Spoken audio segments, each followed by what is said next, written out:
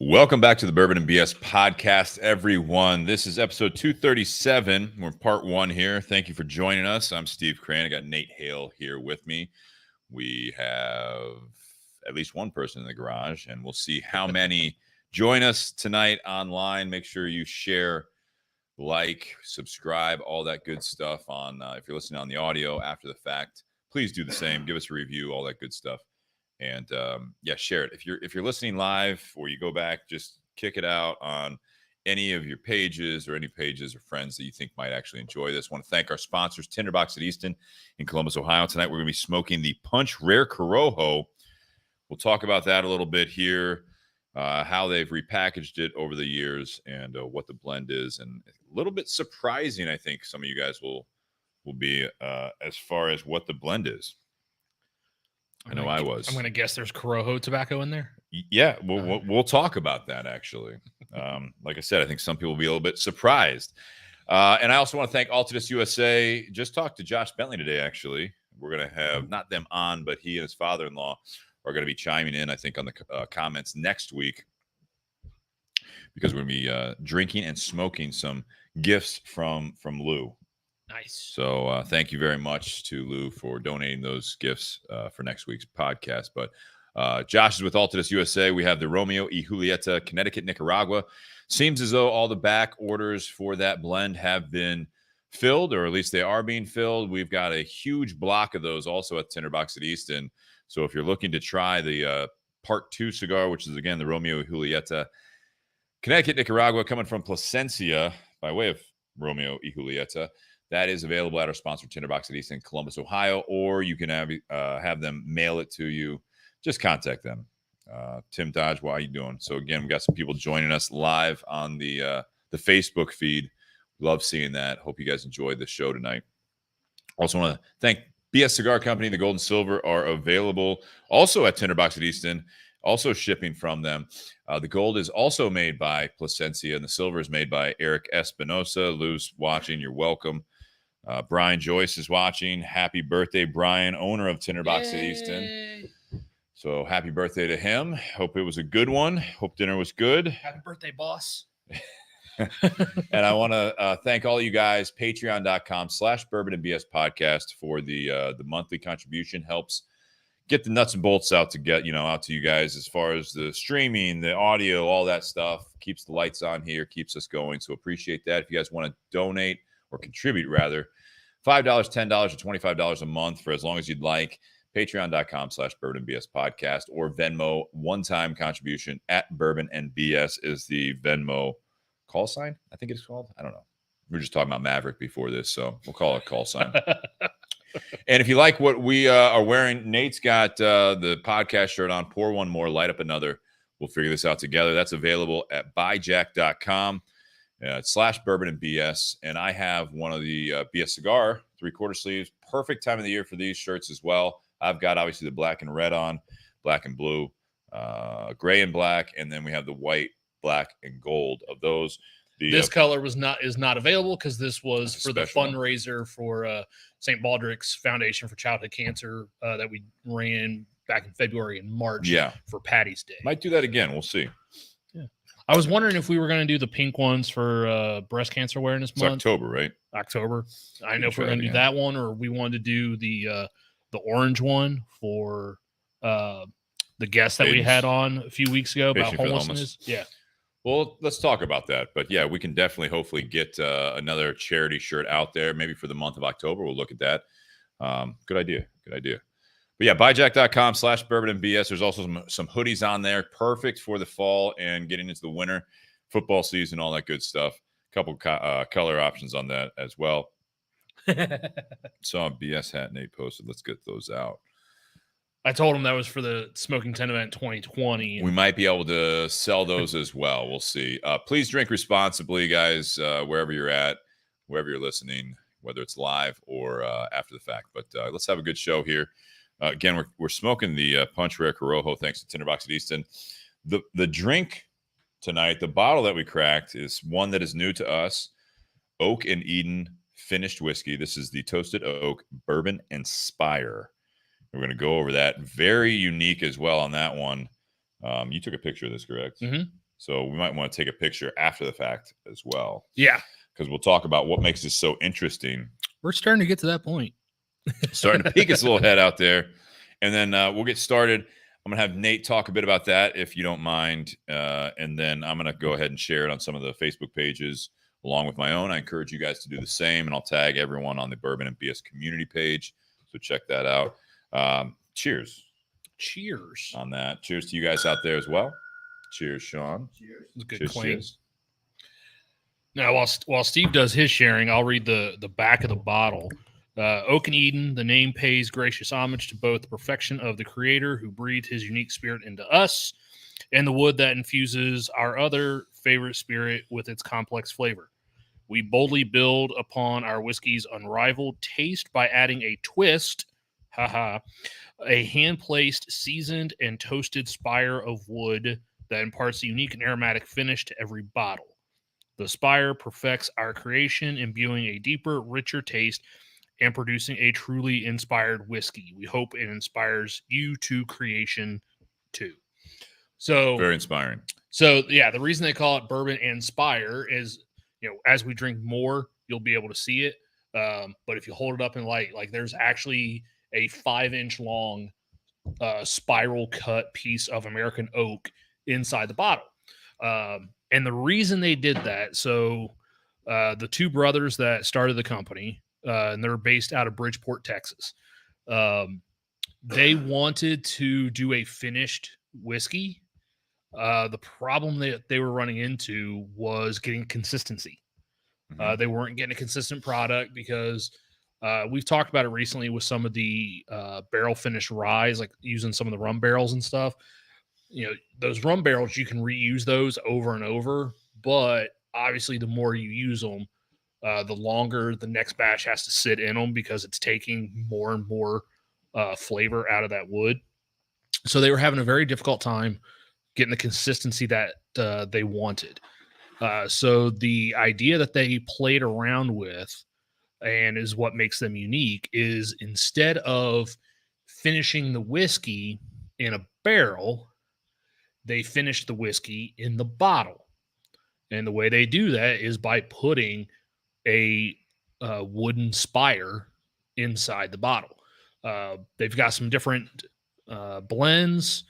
They've got a rye that they do. There's ones that use different types of wood. They've got one where they put wine corks in. Wine corks? Yes. Okay. Different. Yeah. But yeah, so they're putting those spires, which are spiral cut and about 5 inches long. They're putting that into the bottle, putting the whiskey then into it. And Steve, when we were first talking about this before tonight, we kind of both had the same idea, like, oh, the longer that sits in there, like the more and more it would age. But they say that the spire actually only provides age to that product for another 6 weeks.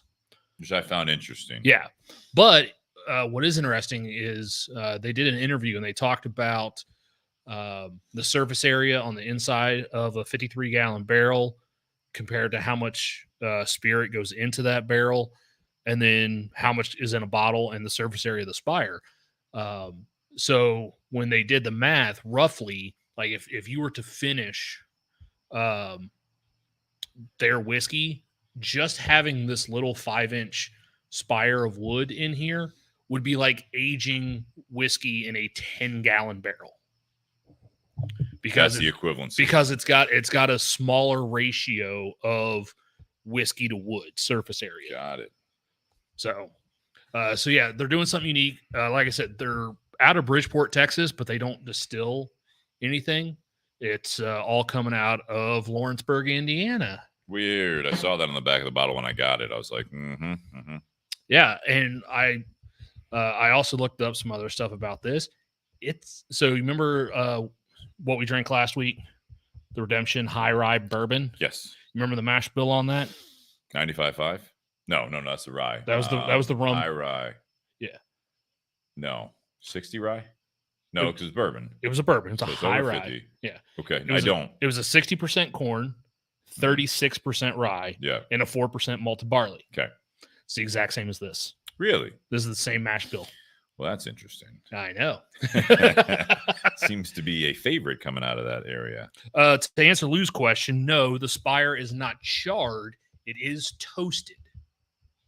So if you've listened when we've talked about some of the double barrels, like Old Forester 1910 and stuff like that, that second barrel usually doesn't get the full-on char treatment. It gets a toasted treatment, so less intense heat and burn to it, and it kind of caramelizes the wood a little bit, and it actually imparts a little bit more of a vanilla note into the whiskey by using the toasted barrel instead of doing a full-on char for the second.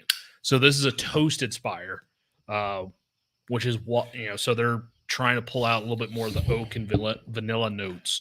Which I think they did. Yes. I mean, for sure. And this is also, all their whiskeys are aged at least 3 years. But yeah, so MGP is the one distilling it. And then Allegedly. And then they send all the bottle or all the barrels to Bridgeport, Texas. And then Oak and Eden, they're the ones that they do their blending and finishing at their place. So typically, by the time that bottle goes out and gets onto a shelf, like that Spire's done its job. Yeah, I would imagine you said 6 months is the 6 weeks. 6 weeks is the cap on that. Yeah, so definitely. That's what they say. Yeah, it's interesting, these Spires. And again, you guys can't quite see it yet, but we're working on it. We'll get there. It's early. It's a team effort. I've seen those, in fact, I think I got one like as a stocking stuffer, and I never used it, because it is something that you can put in a bottle that you have. You can try your own, like if you put in like an infinity bottle, whatever you want to do with it. And I saw someone do it on some TikTok videos as well, where they had basically they took, I forget which bourbon it was. It was a pretty basic everyday bourbon, right? Like a Bullet or something like that. And they poured it into, I think they had like a 1.75. They poured it into little like Mason or little other bottles or, whatever it might be. And they put one of these in different ones. They had different Spires, put it in each of those barrels, and kind of the same thing. I mean, I guess would make sense if it's kind of the thought behind it is that 6 weeks is the number, but it kind of reminds me of that it really kind of pumps up some of like the more, I guess, not bottom shelf, but basic everyday bourbons that, people either use for mixers or whatever. Doing this type of a Spire thing with it, it gives it a little bit more characteristics that would be a little, might even smooth it out a little bit, all that stuff. It reminds me a little bit of when we had Broken Barrel on. Yeah, I thought about that too when you were describing it, but they do staves in the they break apart the barrels. Yeah. And put those pieces into the barrel. Well, I mean, however it breaks up. Yeah. Like they literally just hammer it with sledgehammers. They were putting it in actually but in the full barrels. And, and finishing the aging that way. I remember that conversation. They were actually putting it in like the big like totes. They're pouring it in the barrels. Right. Yeah. They were basically emptying it into giant Rubbermaid containers, if you will. And they would put different combination in there. We had another one. I forget which one was that they did.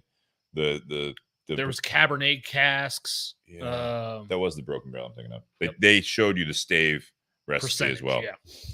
Yeah. So what do we think of this? I mean, I like the bottle. It's cool. Oak and Eden. You've got some vines going through there. Sure, this has some significance. The upside down palm. I don't know. Looks a little Illuminati type stuff to me. Do you know what that means? This palm? Well, I mean, the Eden is a biblical reference. They admit to that. Right, but I mean, you know what this palm is? I don't know exactly. Anyone know what an upside down palm with a circle with almost looks like a sun or some sort of like the hand is radiating. Dial. Yeah. Anyways, this says label batch B077, bottle number 0627, and it's 90 proof. What do we think of this? So when I looked up and saw that it had the same, knowing that it's coming from MGP and seeing that it had the same mash bill as the High Rye bourbon, it made a little sense because we just had that last week. Yeah. And there are certain aspects of this that remind me of that whiskey as well. It tastes a little bit young initially. Not very sweet because it's only a 60% corn. Doesn't come across very sweet. It's only a 3-year. But when we talked about it when we were still inside and had that first pour, like that first sip, like all of a sudden that finish all of a sudden just built upon itself. Yeah. Like we take a sip, down the hatch it goes, and we're just standing there, and all of a sudden it's like, ooh, that just kind of kicked back up a little bit. I think that that Spire actually smooths it out a little bit, because I don't think you and I were too crazy about the finish on last week's bottle, but this one was a little bit better. Same mash bill, 3 years, so it's about the same age as well. Yeah. But yeah, I think that little piece of oak in there kind of smooths it out a little bit on the back end. Yeah, I think it calms it down a little bit based on that. It does have a little bit of the remnants of last week's finish, but again, it's more balanced. I think the first sip that we had prior to the show versus where we're at now, smoking this Punch Rare Corojo with it, it's a little drier finish. We're inside when we took that sip. I don't think it didn't have a dry finish. It was more like a warmth about it, not a heat, like not a Kentucky Hug warm. It's just like more of like a warmth on the palate there. Like it kind of like built and then lingered. It was a longer finish. Right now, I mean, I know we're not really talking about the pairing quite yet, but I think that it kind of has dried out the finish for me a little bit. Sean, what do you think of this? Yeah, I noticed there's a delay with like you said, not the hug or anything, but the heat. First, when you drink it, it's pretty smooth at the beginning, and then near the end, and it's like it's not too bad, and then all of a sudden, about 10 seconds later, there's the heat. And I've never had that experience. Usually, you're going to get it like either very delayed. Very delayed heat. Yeah, and it's not real strong. It's just you can feel it. It's more kind of in the back of your throat, not down further. But I like this a little better than last week. It's got a little more maturity to it. You definitely taste the oak in there and the very thicker viscosity. I'm gonna use that. Sorry, Nate, I don't want to steal it from me, but it's not his word. I mean, you can use it. It's has some legs to it, and I like the flavor. I'm trying to hit the cigar and then drink it, and kind of do that and the opposite and see if I get any different. It still has kind of that brightness that I was talking about from last week. Yeah, like it's very bright, sharp. Yes, for sure. Yeah. You do get a bit of the classic, the oakiness, the vanilla undertones. Yeah. You definitely get that, which I don't recall getting as much from this mash bill. Not saying it's the exact same, but a similar mash bill, obviously by percentages of last week's with the Redemption High Rye Bourbon. This is definitely more balanced. This is going to be. It's just that finish part of it is not only on the palate, but it's actually at the kind of right where your lymph nodes are, right at the back of the jawbone. And it kind of, there's not sometimes that happens, I think, when you have like a tartness, which I'm not saying this is, but it's kind of that it gets you salivating a little bit right here at the back of your jawbone, which is unique for this, in my opinion. Do a hit of your cigar and then retro and then do a Cannonball. Yeah, it's pretty good. Cannonball coming. I like the retro. The retro pretty good on the cigar, and then just adds the flavor. Cannonball this. Welcome to the show, Jack. Jack Carano is watching. Nice. Austin, who's going to be on in a couple weeks. Jim. Alejandro Galez, cheers. Happy birthday, Brian. That's Alex Galez. Fantastic to have you a part of it. Miss your cigars.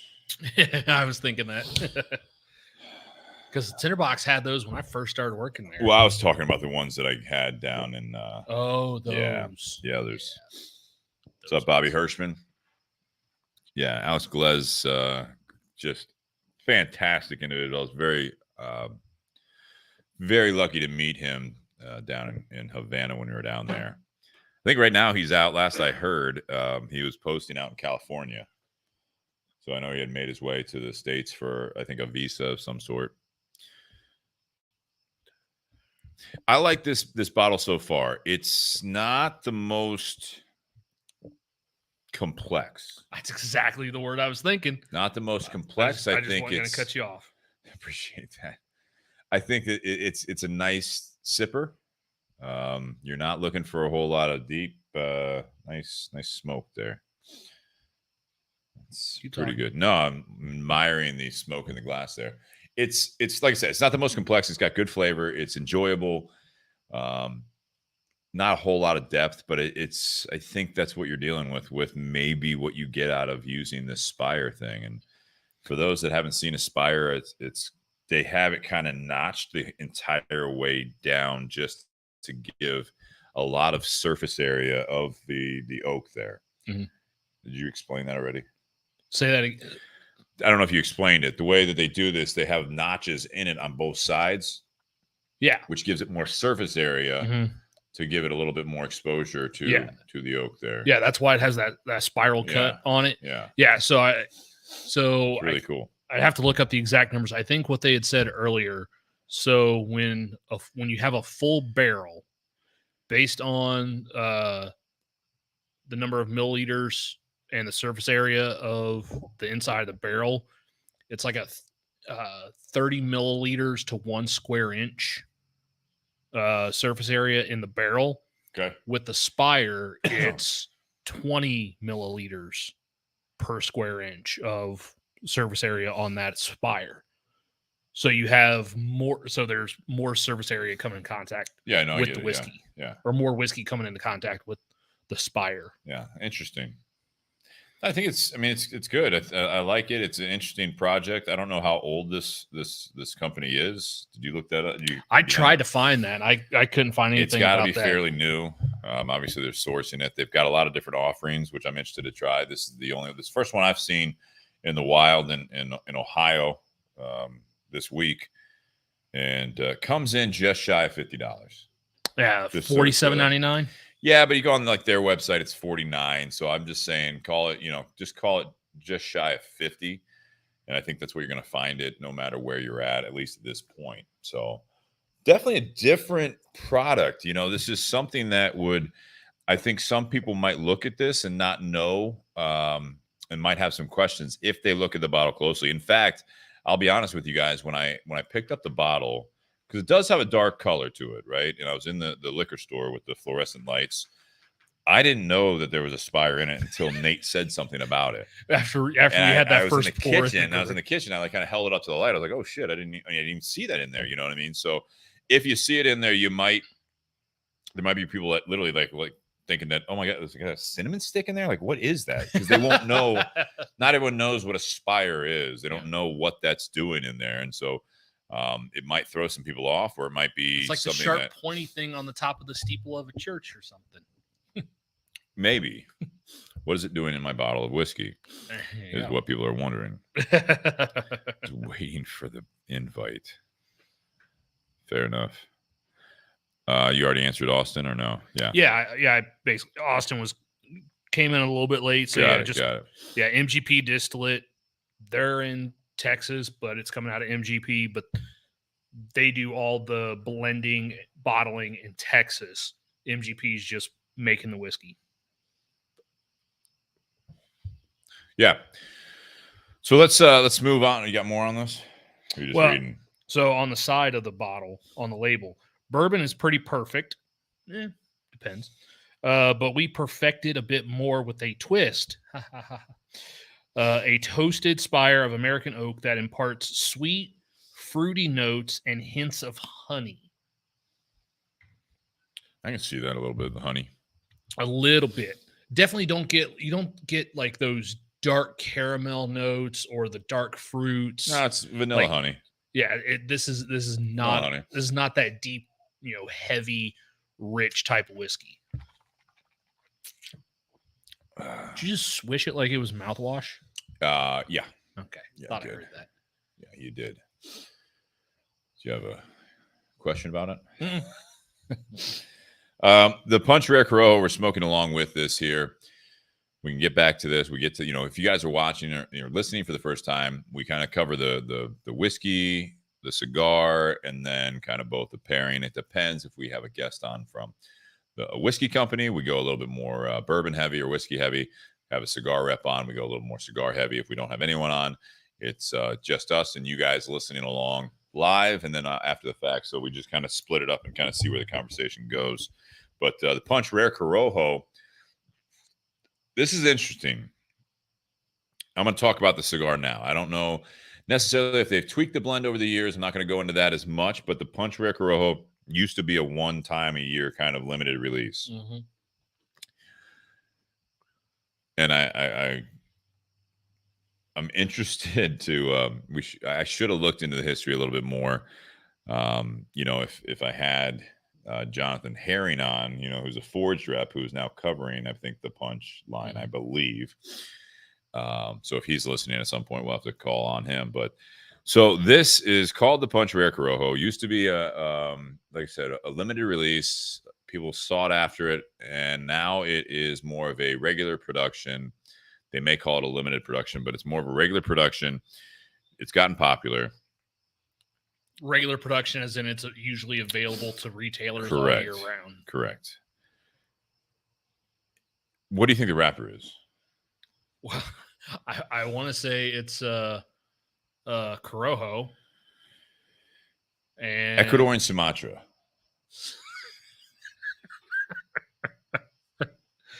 Okay. Did it used to be a Corojo wrapper? That's what I was alluding to. I'm gonna look it up as we talk about this. Jesus.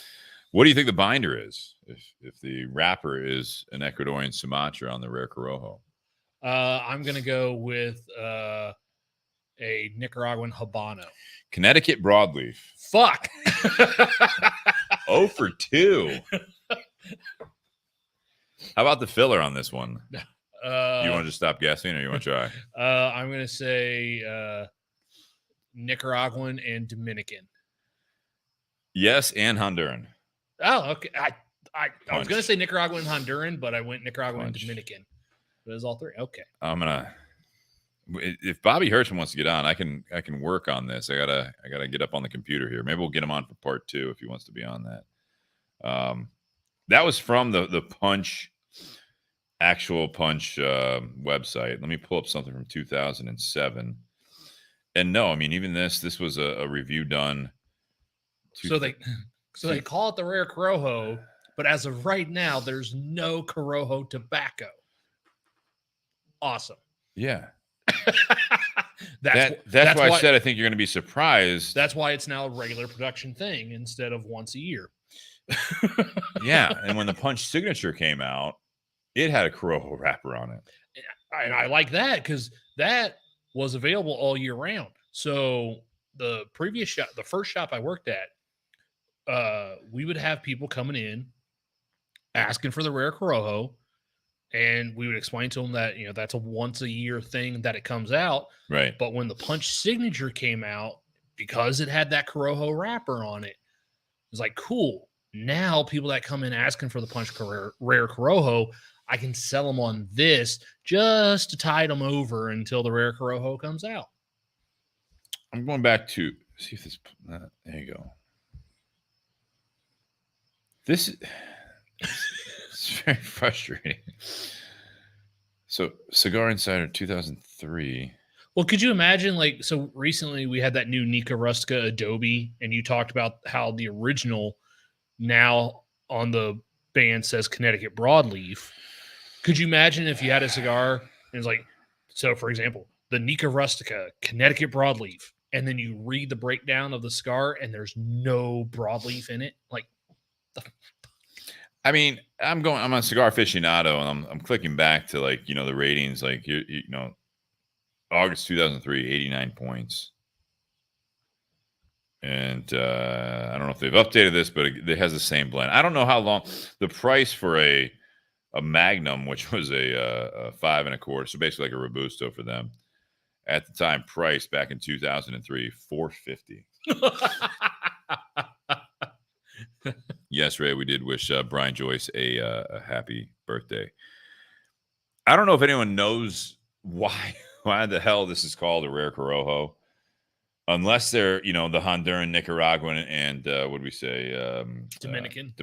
If there's Corojo leaf in the filler, and that's how they felt justified to do this. But to your point, I think, Rare Corojo would Quit calling it that. I mean, there better be Corojo seed in the filler is all I'm saying. I don't understand it. They've definitely changed the band too. Well, they repackaged, and I didn't get to that yet. They repackaged all of the punchline more recently. Okay. Yeah, it had the more classic punch bands on it. This has the new punch bands on it. A little bit more. I don't know. It's what they did. I'm looking for a lighter here. Sean, you think you can grab that butane there? I got a bunch of dead lighters over here. To answer Ray's question, Brian has been a guest on the show. That was back in year 1 when Steve was out of country. He only comes on when I'm not on, so yeah, you guys will be lucky if I have to skip another week. Well, yeah, because he's usually in bed. There, Brian, no, he's listening right now. Thanks, Ray. Cheers. No, he knows this. We've talked about this, that he'll only come on the show. No, he came on the show to help when Jake was the co-host. He hosted it in his garage. Yeah, Jake didn't know what to do when I was out of town or where to hold it. And Brian's like, I guess you can come over to my house. And so that was the only episode that the infamous Brian Joyce was on. And I have not had him in my garage. He's got an open invite. So he's listening live right now. He knows that he has an open invite. It's just, it's how things work. Mm-hmm. But yeah, I'd love to have him on. But yeah, once again, happy birthday, Brian Joyce. We'll have to look up what that episode number was. Oh, that was first year. Yeah, it was way back. So somewhere between 1 and 52. There you go. So the Rare Corojo, again, Ecuadorian Sumatra. I was surprised to kind of reacquaint myself with this blend, looking up the blend. I do like the cigar. I think it's medium bodied. I like the flavor. Sean said earlier when he was talking about the whiskey, and then he kind of danced around with the pairing a little bit. It's got a great retrohale. It's got a nice little spice to it. You know what I mean? It really kind of, I think, makes the smoking experience come alive, which a lot of times when you retrohale it will do that. This one in particular, it really, like, on your palate, if you don't retrohale, not a whole lot of spice. There's a little bit of the foods, like baking spices to it a little bit. But I mean, once you retrohale it, all of a sudden you get, it's not black pepper to me. It's just, it's got nice spice. Yeah, I like it. So one of the reviews or online retailers I'm reading. So when they did that 10th anniversary back in 2011. Okay. So the wrapper was a Connecticut grown Corojo. For the 10th anniversary. Connecticut grown Corojo. That would be a Rare Corojo. Absolutely, it would be. So maybe that was also the first year. I don't know. Maybe they couldn't produce it and they wanted, I don't know. It's very confusing. Yeah. And apparently that Dominican that's in the filler is Piloto Cubano. Yes. Yes. Yeah. So I thought that was interesting. That's why I was quizzing Nate. I didn't think he knew it just based on what he said in the beginning, even though he is very, very knowledgeable about a lot of cigars and whiskey. But it's something that I thought was, again, it's I don't want to say it. Well, it's misleading when you see Rare Corojo on something. A lot of times companies will put in the blend title the wrapper leaf, as you said, Nate. Mm-hmm. I mean, so that's where you're expecting in a sense that it's going to have that Corojo wrapper, because a lot of times Corojo wrapper is very, very popular. Nicaraguan Corojo is fantastic. I mean, it's just, so apparently everything that I've looked up, and I've looked up, at least half a dozen different, entire internet, at least half a dozen different sites and reviews and everything. Apparently, with the exception of that 10th anniversary, the blend that makes up this cigar, it's been the same thing the whole time. See if I can call out Jonathan Herring on this. See if I can get him on here. Well, I tagged him in a post, so who knows? Maybe he saw it. But yeah, so if it has been that same blend, Ecuadorian Sumatra, Connecticut broadleaf, and then the 3 country filler blend, if it has been that blend the entire 21 years well, actually, technically 22. The entire 22 years that this cigar has been made, with the exception of the 10th anniversary, why the fuck did they That's call my it? Why? Like, but at least it's been consistent in the blend the whole time. It just makes no sense to the name. It really doesn't. It really doesn't. But all right, enough about that.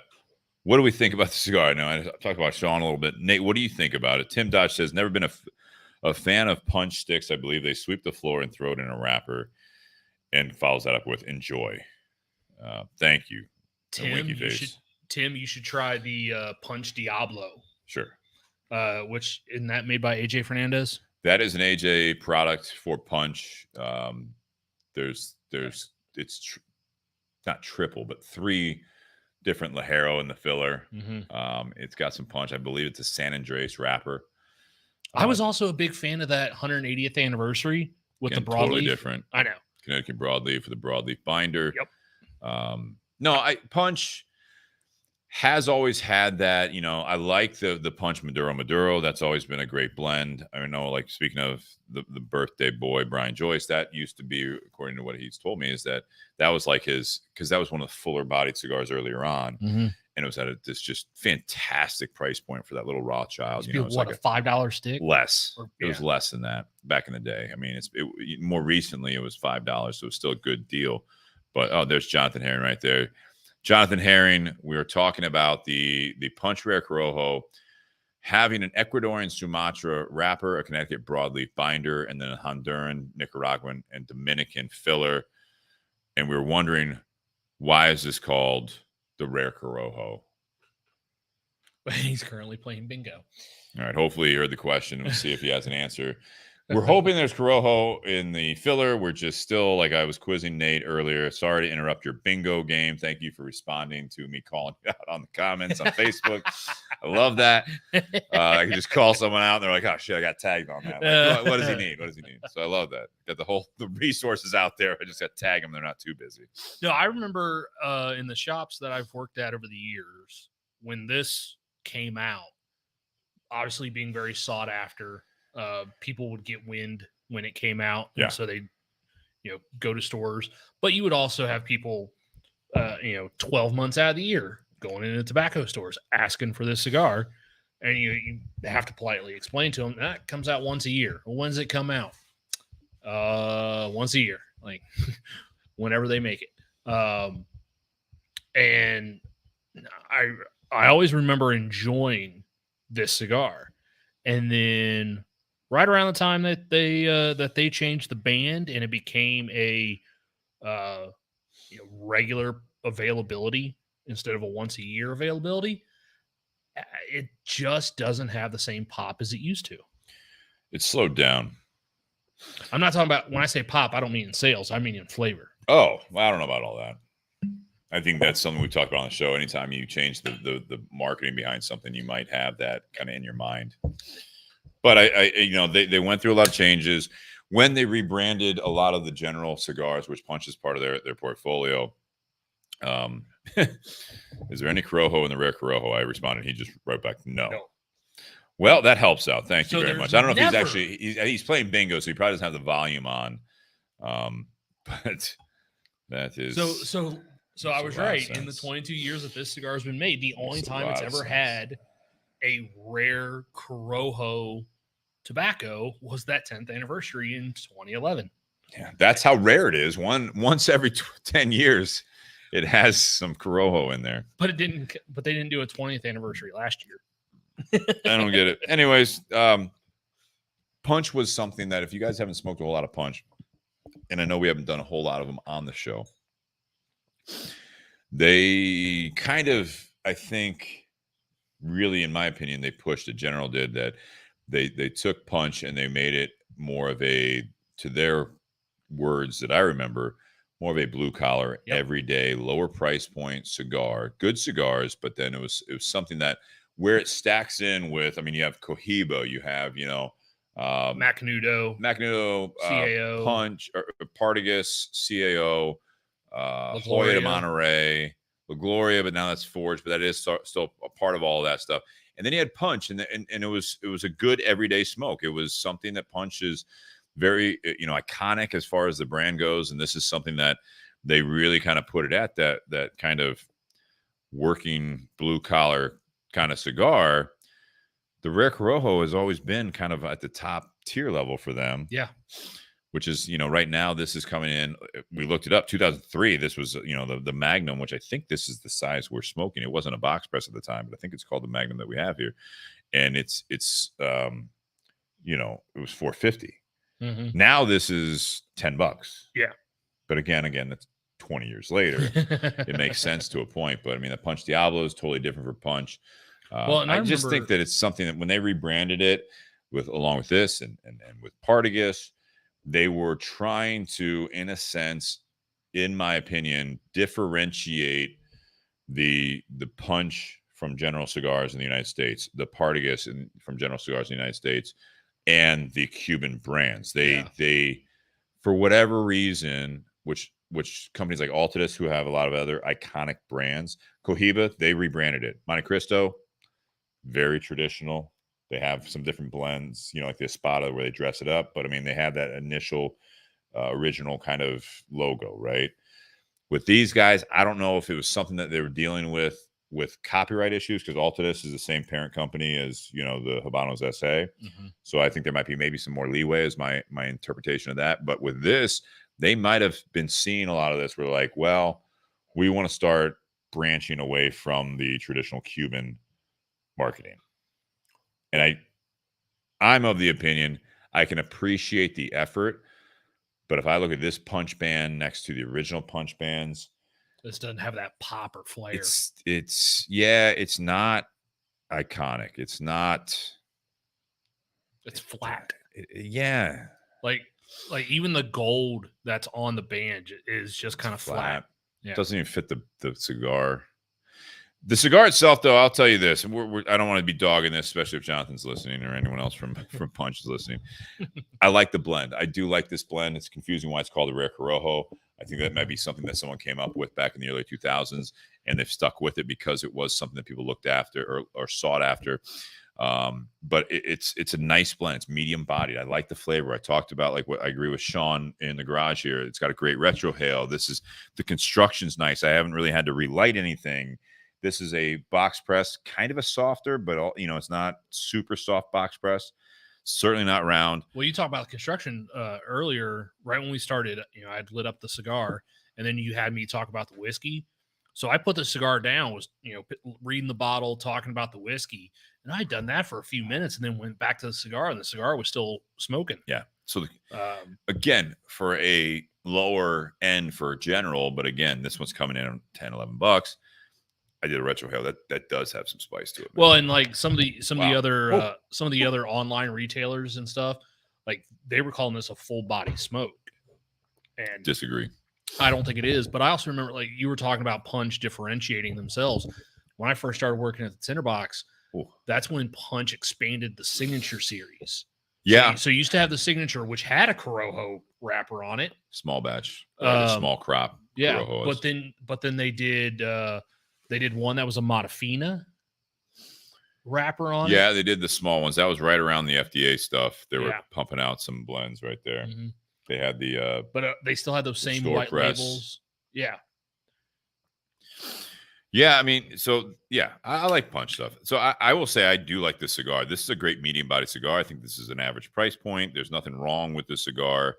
Not trying to dog it. I think that the rebranding, shit. I mean, what do we know? This is just our opinion. I mean, these guys are big time producers of cigars. I assume they do some research. I think this is when you say flat on the band and the packaging. I like the more traditional stuff. So if there was maybe some legal issues that they were trying to avoid, that makes sense. I think that this along with even the Partagas rebranding. I had a customer today or yesterday looked at the Partagas. They were looking at stuff, and I actually pointed out the lighter one, Cortadas. Mm-hmm. And they're like, wow, they really changed did they change everything? I was like, yeah, they did. And that customer's like, man, I really like the old stuff better. I'm like, I kind of do too, but they've got some flair from, the coins. They've got some flair from it. Still have the clown on side. They got the clown. But yeah, this is Thank you, Jonathan. so rare it's non-existent. There's the name. Rare because in 22 years, it's only ever had a Corojo wrapper once. Oof. No, I like it. I mean, again, I like this cigar. Sean, you want to say anything about the cigar? You want to wait till the pairing? That's fair.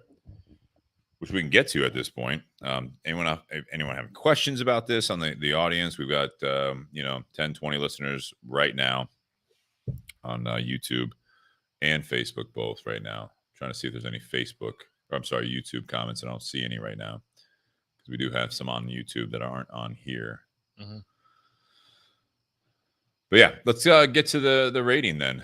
So this is where, if you guys are listening for the first time, we do 10's the best score, right? So you do a out of 10 rating for the whiskey, which is the Oak and Eden toasted. What's it called? Toasted Oak. Yep. Toasted Oak Bourbon and Spire. And out of 10 rating on that, the cigar, which is the Punch Rare Corojo. Austin says Corojo Invisible.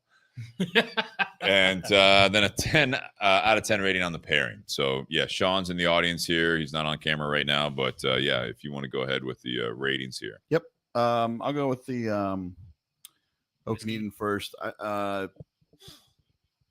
It's one of those ones like last week, kind of grew on me. I mean, it wasn't bad to start. It was like, it's funny when I start, have your first couple of sips, it's just trying to like take it all in. And then the more I kept drinking it, the more flavors I started noticing, the oak, and then obviously the vanilla and the caramel, and good finish.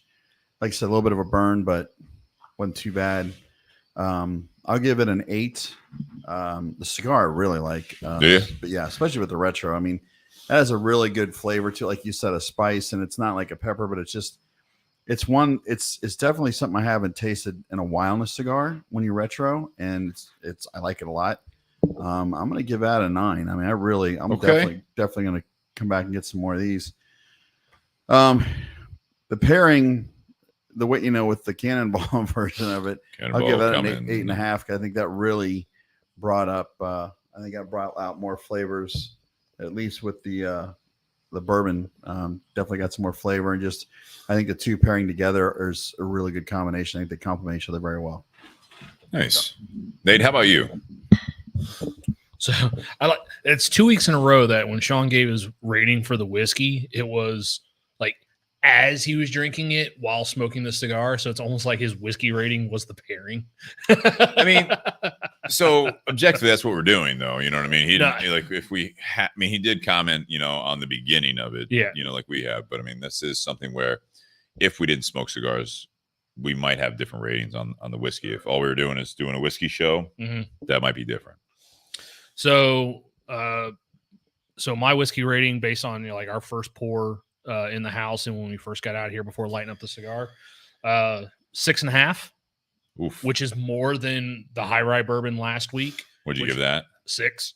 Okay, and those were not a fan of this mash bill. Those were the same mash bill, but I did like this one more than last week's, and I 0.5. Yeah, I think that Toasted Spire has a little something to do with it.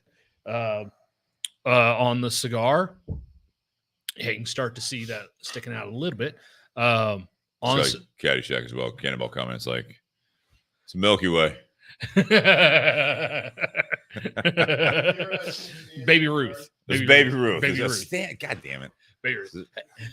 Hey, there's a YouTube comment. So 6.5 on the whiskey, 7.5 on the cigar. The cigar is good. It's not what I remember the cigar being. All right. This is Alan there. Not a fan of Oak and Eden. It's okay though. Kind of with you. He's right on par with you, it looks like. I mean, cigar 7.5. It's a good smoke. Not something I go back to on a regular basis. Like I kind of like because it's rare. I do actually like that Punch Diablo a little bit more, but then again, I tend to be different though, man. I know it's totally different. I do tend to be more that medium full body, even though like I smoke the BS Gold all the freaking time as well. Right. and as well as some other milder cigars. But yeah, it just doesn't have like that richness and smoothness that I remember that cigar used to being when I first got in retail. Yeah. But then with the pairing, just like last week, I think the cigar kind of elevates this whiskey a little bit, and I'm getting more of those honey notes now, and it's actually coming across a little bit thicker now with the cigar than by itself. So I give the pairing an 8. And what was the cigar? 7? 7.5. So 6.5, 7.5, 8. Mm. The whiskey, I'm going to give 7.5. I think it's it's interesting. I think this bottle, I can appreciate what they're doing. So it's a fun thing, right? The fact that they're using this oak spire in there. Again, you can do this with any of your whiskeys. This was something that I don't know. I'm sure you can get it on Amazon or something like that.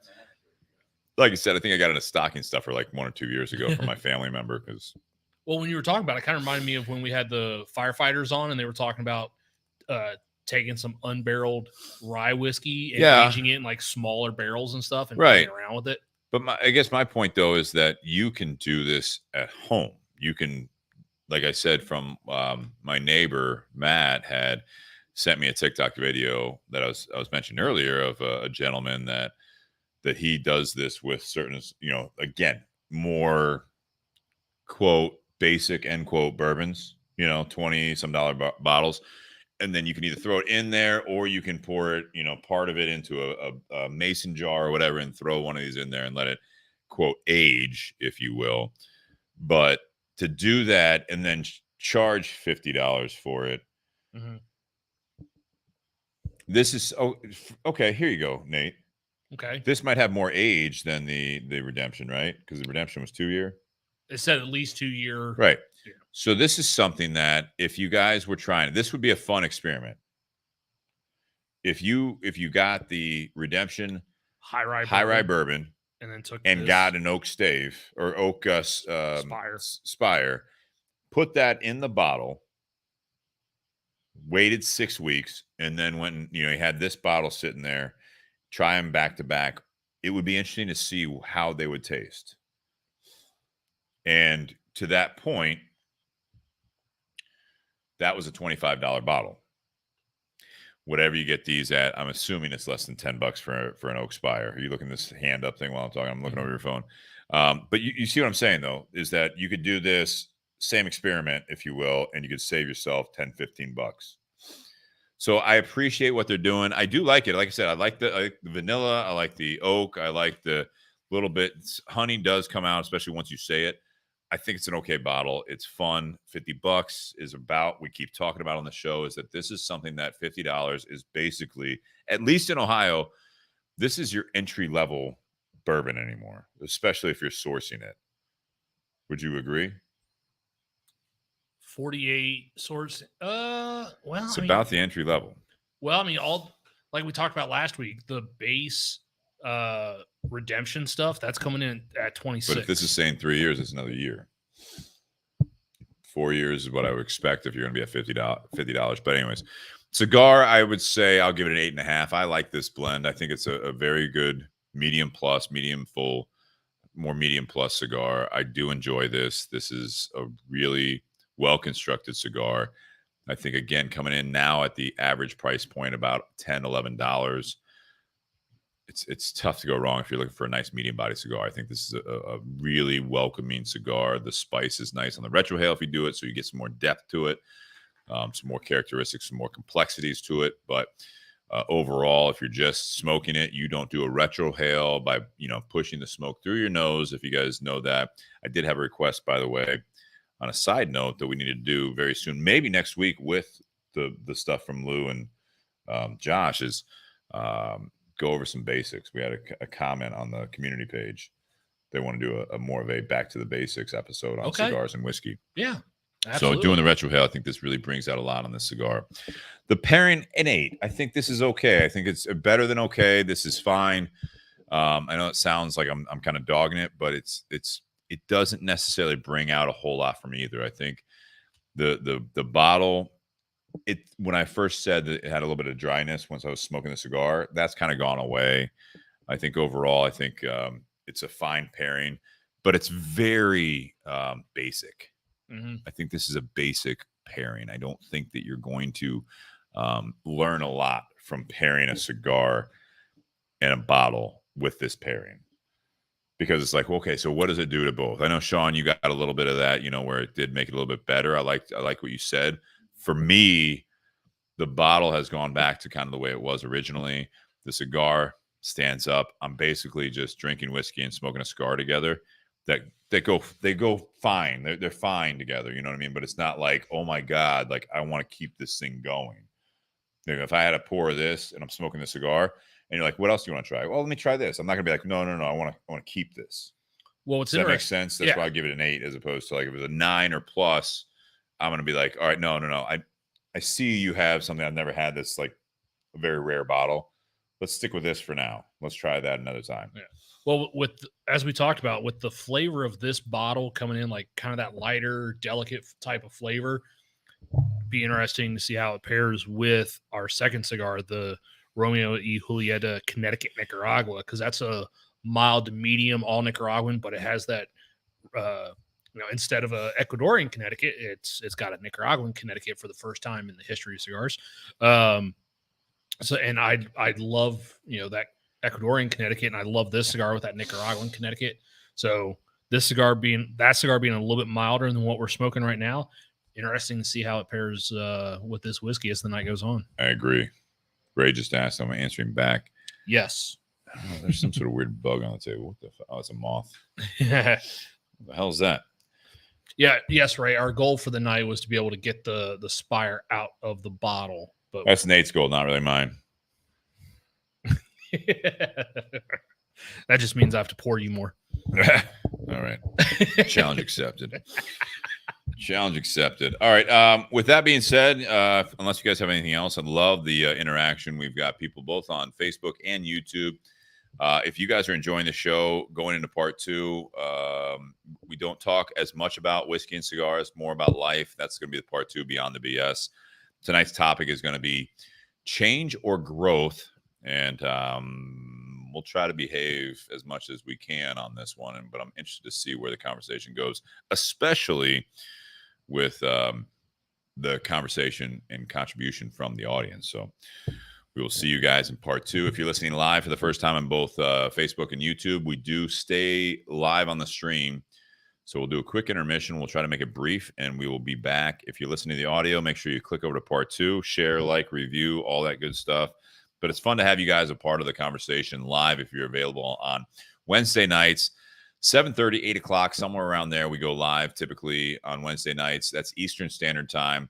And just a quick shout out to our sponsors, Tinderbox at Easton in Columbus, Ohio. They do carry, obviously, the Punch Rare Corojo. Thank you very much to Tinderbox at Easton, Columbus, Ohio. The owner, Brian Joyce of that shop, had a birthday today. So once again, happy birthday. Shout out to him. And thank you for the support from Brian and the Tinderbox at Easton. Altadis USA, the Romeo y Julieta. Nate was just talking about the Connecticut Nicaragua from Plasencia. That's going to be our part 2 cigar. Thank you very much to Josh and everyone at Altadis USA for supporting the show from very, very early on. BS Cigar Company, the gold and silver are available. The gold is Plasencia. The silver is Espinosa. If you guys are an Espinosa fan, you like the BS silver, you're in the Columbus area, October 13th, Eric Espinosa will be in the Columbus area at the Tinderbox at Easton for a prime rib dinner. Reach out to us if you are interested in coming to that event. It's always a favorite to round out the kind of summer and fall season. So great event. Also, you guys, patreon.com/bourbonandbs podcast for the monthly contributions. We appreciate that continued support. If you guys want to do that, there's $5, $10, and $25 tiers available. You can do that. Or if you want to do a one-time contribution like Spencer did a couple weeks ago, appreciate that, Spencer. Venmo at Bourbon and BS. That's the business Venmo page. So that's all taken care of as well with the business fees and taxes and all that stuff as well. So we appreciate that. And then also buyjack.com/Bourbon and BS for the shirts. I've got the BS Raglan 3/4 sleeves. We got some hoodies on there, and Nate's sporting the Pour One More, Light Up Another. We'll figure this out together. Podcast shirt. That's the official shirt of the podcast in several different colors. So check that out as well. You guys can just go on there, buy one or several, and they will mail it directly to you. And you can pay by credit card or Apple Pay or whatever you want to do. So, guys, thank you very much. Happy Whiskey Wednesday. Stay tuned for part 2. Love having you guys on. Love this fall weather. Cheers. We'll see you in part 2. Going to be getting back up into the mid-upper 80s. I know. It's been nice the last couple of days. Actually had the window open at night. Yeah, same. Thank you. Sean, you want to chill back there? Yeah, I'm gonna probably leave here a little bit. I'm tired. It's fair, man. Cornhole a midget. What the? I think he's just trying to get some views on the first half. Tim Dodge. He said Stephen Nate cornholed a midget. Rewatch part 1. Since we are First name was Bridget. What? First name Bridget the midget. What are we doing? Oh, there you go. How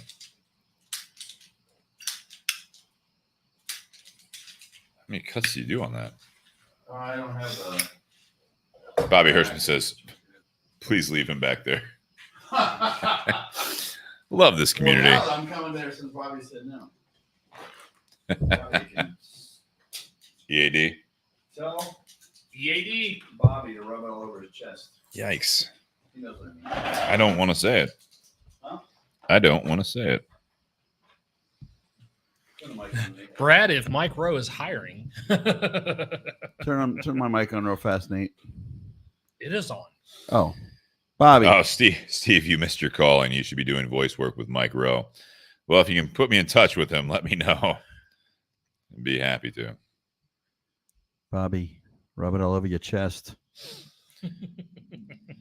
Brad Sibley, go ahead and share this podcast to Mike Rowe's page, or if you have his contact information, go ahead and share the podcast.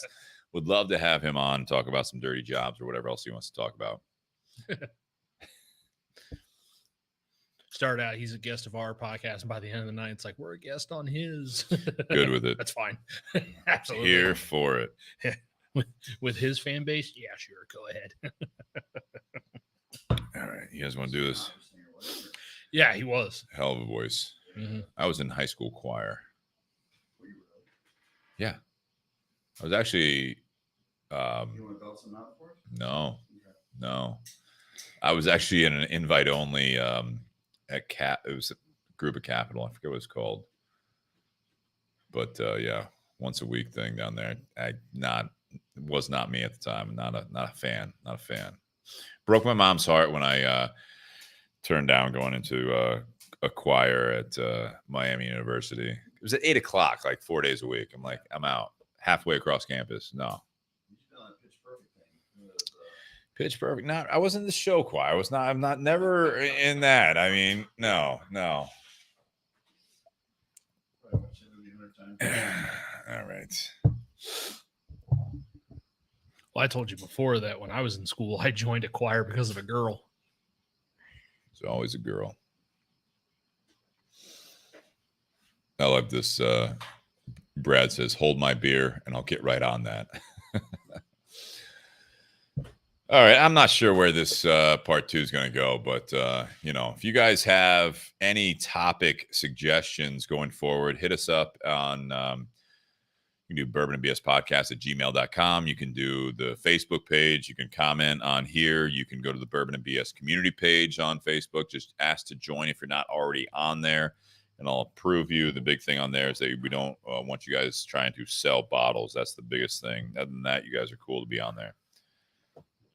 Lou says, nothing good follows. Hold my beer. Good stories. Follow that. Usually a 911 call. That's where Brad Sibley comes. Yep. A trip to the ER. I better get another drink for this part. You're goddamn right, Bobby. As long as you're not driving. I can, Bobby, if you've got a quiet spot, I can get you on here. I can send you the link. You tell me if you want to join us for part 2. So I'll give you 1 minute, and I will get up there, and I will get the link emailed to you if you send me an email to send it to you. We'll get started. We should have 2-minute cameos. All right. Yeah, if I get a producer to do all that, yeah, sure. I used to be that guy, and then I moved to in front of the camera. Yeah, well, it is easy to do. I'm out back, Votel. I'd jump on if you're okay with that. Didn't you just offer? All right. Do a quick. Sorry about the camera here, folks. That's all right. The camera's just going to get a close up on you. Let's try to stand away here. No, you're the one they want to see.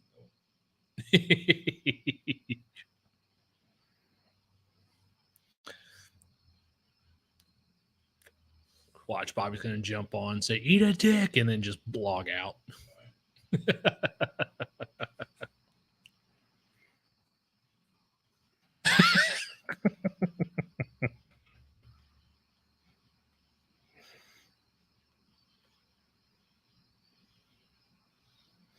I'm heading for another drink. Give me 3 minutes.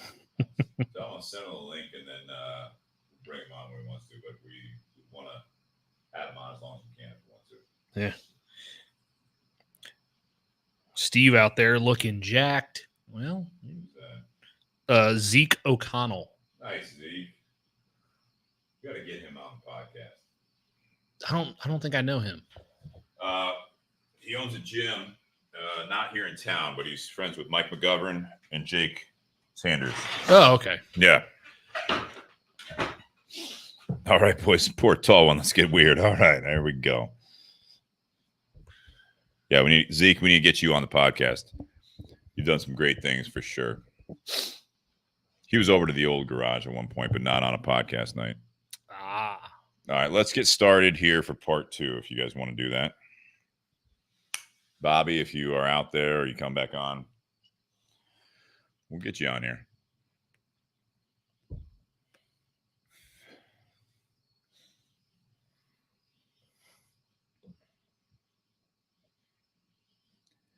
Oh, that's not right. Hang on. Last week's episode was Swallow Your Pride. Oh, you didn't update that one? I did. It says swallow, change your growth.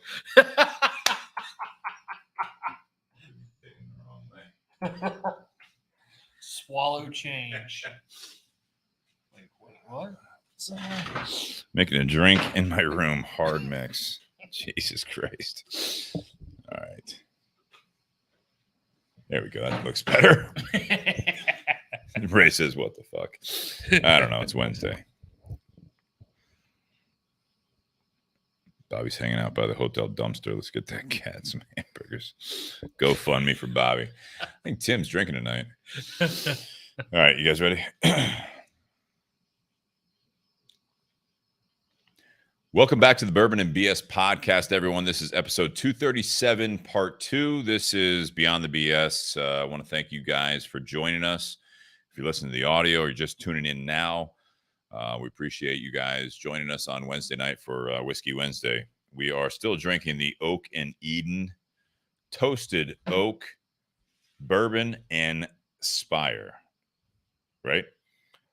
I get that right? Toasted Oak Bourbon and Spire. Yes. Yeah. Listen to part 1 if you guys want to hear us talk a bit about what they're doing there with that one, our ratings. We also are finishing up the Punch Rare Corojo, which we also talked about a bit and rated. The big surprise there is that there's no Corojo in the Rare Corojo. So we will see what happens when you guys listen to that. Hope you guys enjoy it. But we did talk about that, review it, and enjoyed that cigar. Still enjoying it a little bit. And do want to thank our sponsors for the whole show. We'll kind of rattle them off. Not to glance over it, but we talked about that a lot in part 1. Tinderbox at Easton for that Punch Rare Corojo. Columbus, Ohio, they do carry that. They also carry the second cigar from another sponsor, big sponsor, Altadis USA, the Romeo y Julieta, 1875, Connecticut, Nicaragua. Look them up on Facebook. Tinderbox at Easton. Again, Columbus, Ohio, and then they're on also Instagram, Tinderbox Easton. You can also do eastontinderbox@gmail.com if you guys want to get a hold of them for any of these cigars or anything else if you don't have a local brick and mortar nearby. But definitely check them out. We appreciate the support and the community there. Once again, happy birthday to Brian Joyce, the owner of that shop as well. BS Cigar Company, gold and silver are available.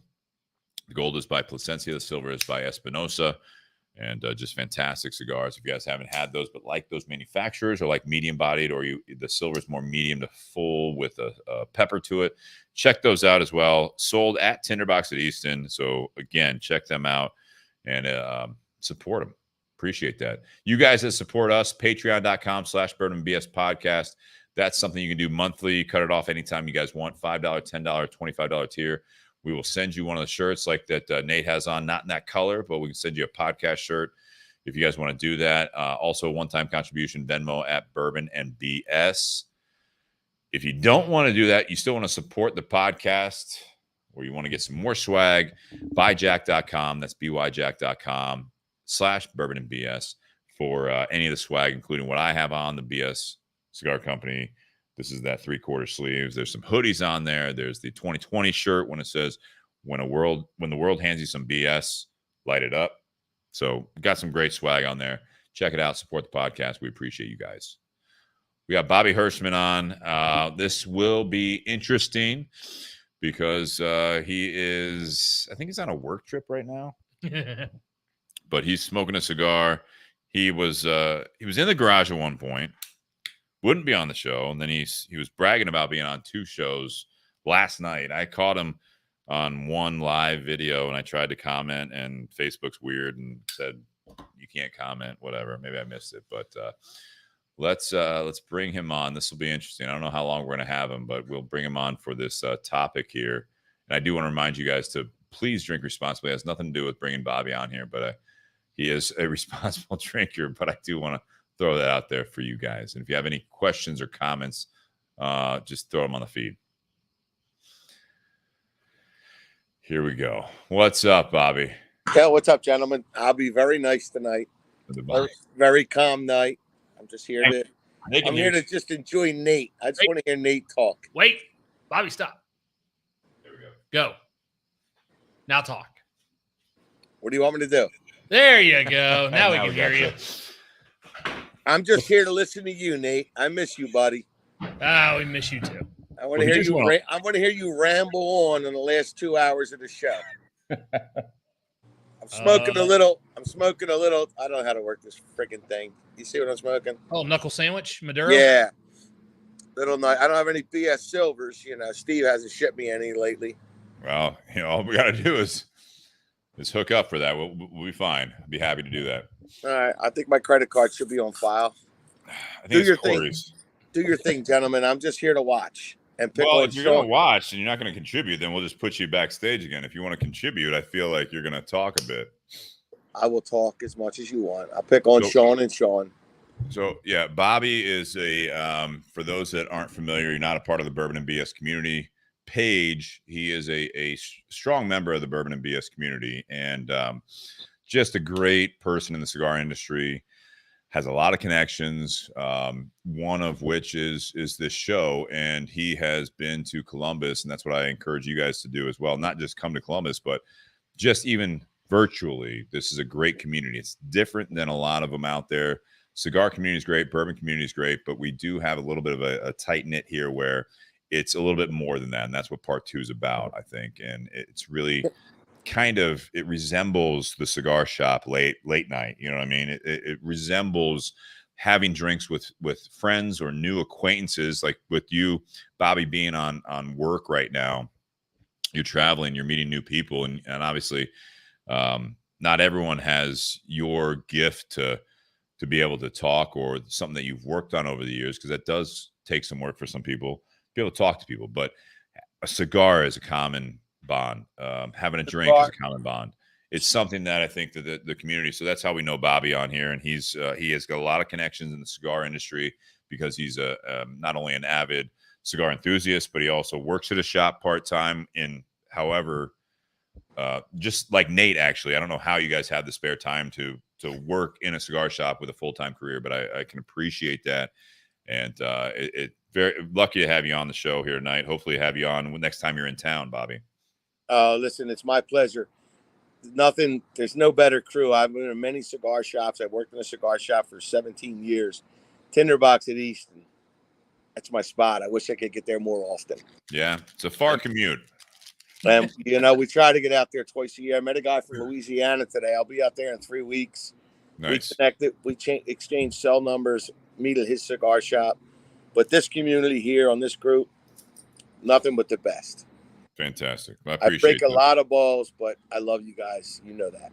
Absolutely. The last time Bobby was in town and came by and was in the garage, I think we were doing a show. We had a guest, so there was 3 of us at the table.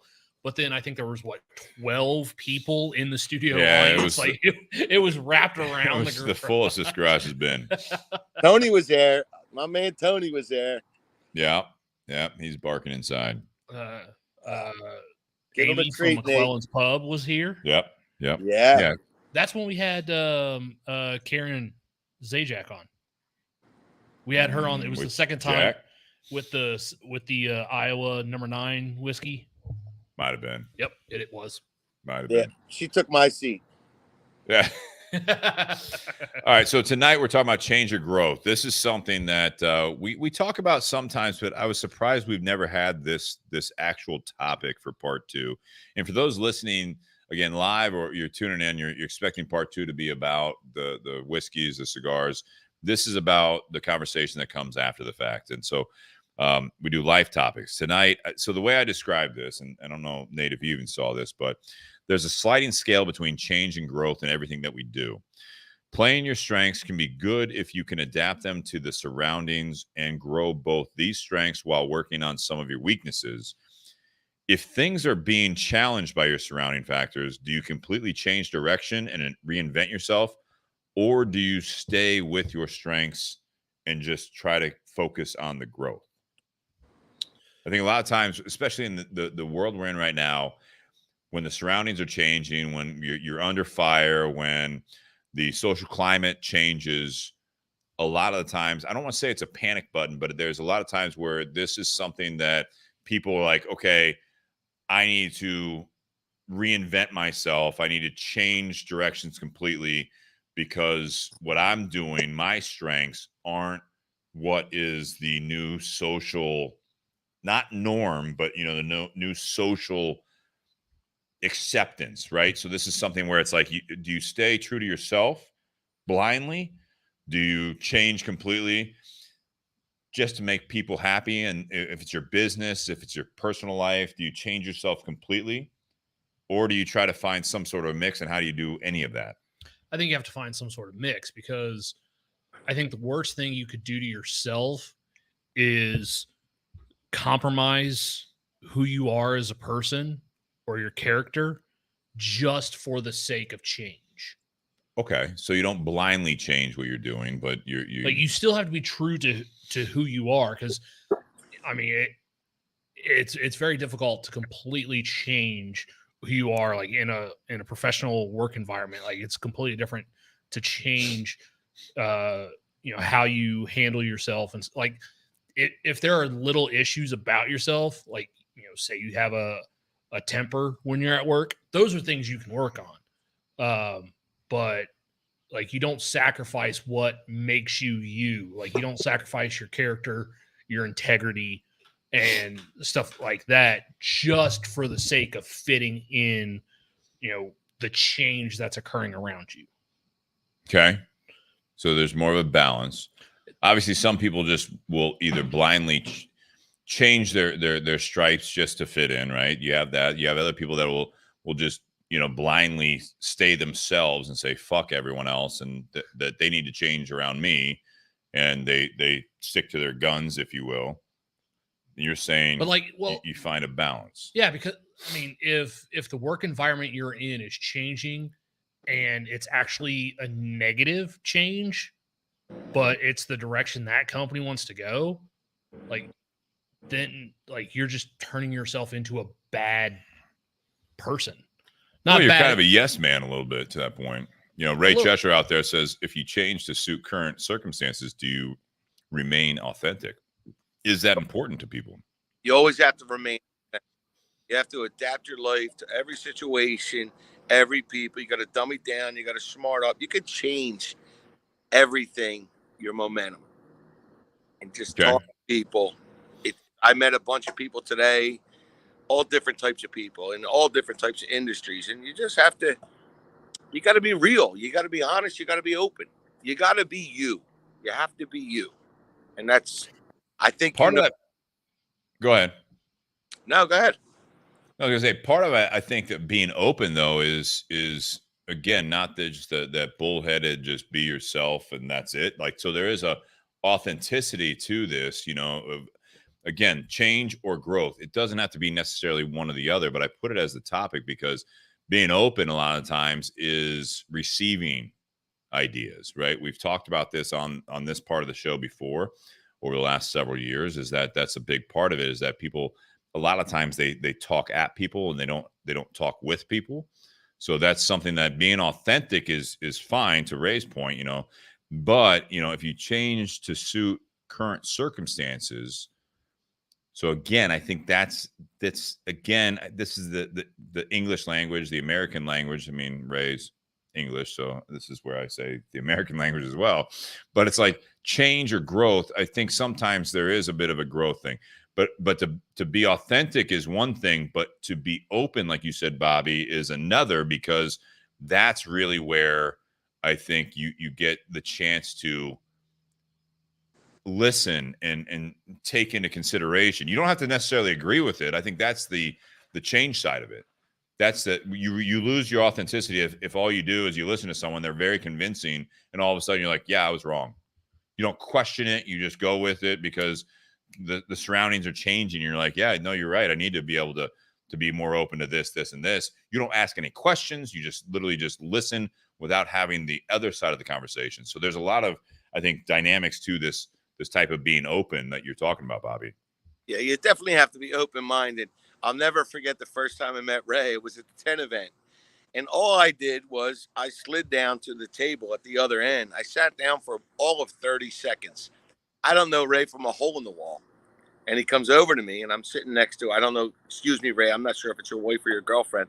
You're like, I was sitting there, sir. I'm like, okay, I just came down to say hi. And Ray was a little standoffish. And then within 10 minutes after you introduced me, I think it was you, Steve, or it might have been Hutch. We became friends instantly. Yeah. Instantly. Now he's a pain in my ass. I feel like much like anyone else you open yourself up to.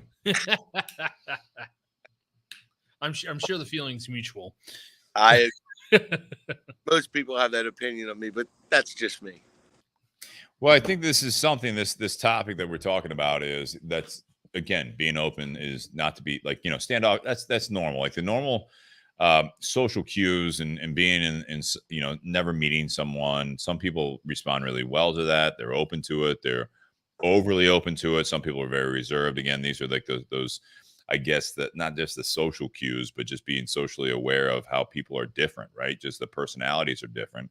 We've had shows on that as well with the different personality types and being able to address people and to be able to kind of understand and try to be able to not diagnose, but be able to like kind of assess who you're talking to and what they're, you know, not necessarily just mirror them, but be able to adapt on how you address people that are different than your personality, because that is tough. That's very difficult.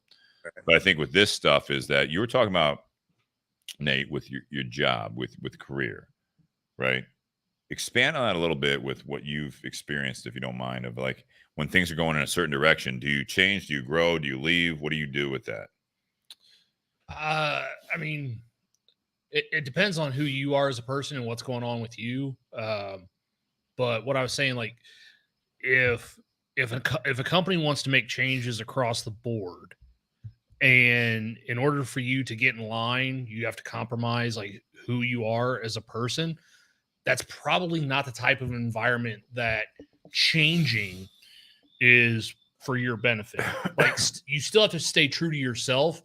You can still toe the line between being true to yourself and adapting with change in corporate policy. But I think if it gets to the point where it becomes an uncomfortable work environment, like, I think it's better for a person to leave and find something else elsewhere instead of compromising like who they are as a person or what they believe. Yeah, I think when it comes down to ideals, that's something. It's so funny because for me, now that I'm in the cigar industry, where I'm at the retail store, this is not as much of a factor, right? So I've taken over a lot for like Tinderbox at Easton, the social media, doing all this stuff, kind of, getting out here, doing a podcast, all that. That's one thing. But I do remember when I was in the moving and storage industry from about early 2000s to about 2010, 2011, and dealing with technology changes. I think that was something that is what you talk about, that this isn't just necessarily like values like what we deal with today. This is something that when the technology was rapidly changing, I had people that were a little bit older than me at the time and like salespeople. And it's like, yeah, here's before where we're at right now, right? There was a difference between like a legal pad and a like Toshiba, like rotate the screen, use a stylus, and do all of this stuff with like a modem that you plug into it. Like, it wasn't that long ago that we had this. And I remember a person that I really think very highly of, Tim Gray, still in the moving industry that I know of down in Texas, but it was like pulling teeth to just be able to talk to him about like, hey, this will save you time if you learn this.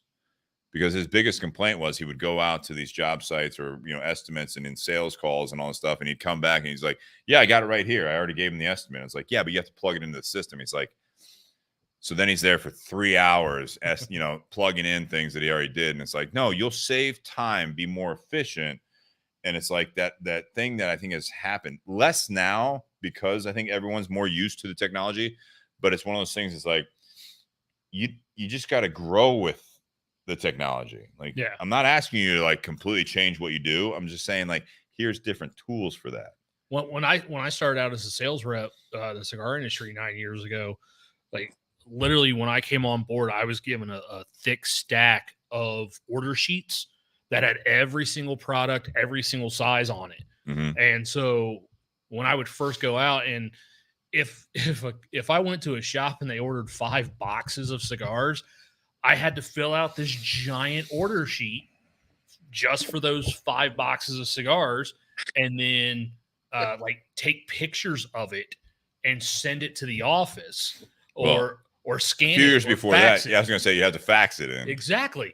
Then we got tablets that had an app built into it where we could do all the orders through that app.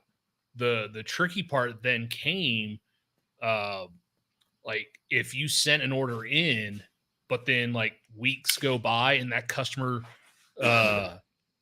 doesn't have their product that they ordered, then you're like, well, like I don't have like a paper copy of that order.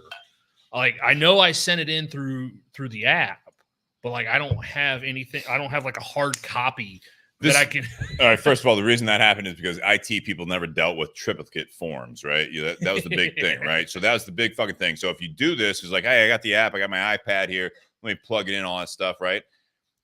All you gotta fucking do is when you submit that order for that account, email it back to when you submit it, the duplicate or triplicate, all it has to be is something at that point when you submit that order, it kicks out an email to the email that's associated with that. Yeah. And I'm pretty sure most companies, most sales companies, cigars or otherwise, now don't have that feature. Yeah. Probably not. Right? Yeah.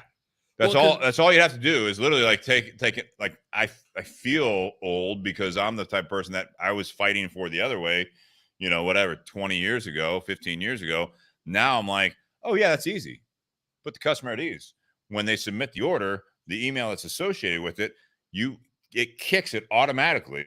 Can you do that? They're like, oh yeah, I can do that. I don't think that conversation's been had in most companies.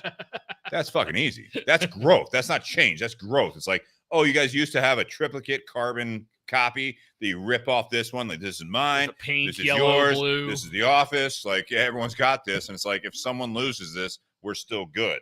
Yeah, that's really easy to do. Well, because Bobby, you know what? Listen, right. I started in the transportation industry in 1984. So you've dealt with this shit. I typed on an IBM selected type number 3. I've been in the transportation industry for 38 fucking years. God. I just learned, I'm 55 years old. I just learned how to copy and paste. January 3rd of this year. It's a milestone, buddy. I told this company when they hired me, I'm like, listen, I'm your guy. That must have been a New Year's resolution. Technology, no, it's not me. But it's still a thing. It's old school. It's old school. Yeah, it is. It is. Steve, one quick question. Shoot. I'm watching this. I love it. It won't let me share because of where I'm at now. Do you know how to do that or no?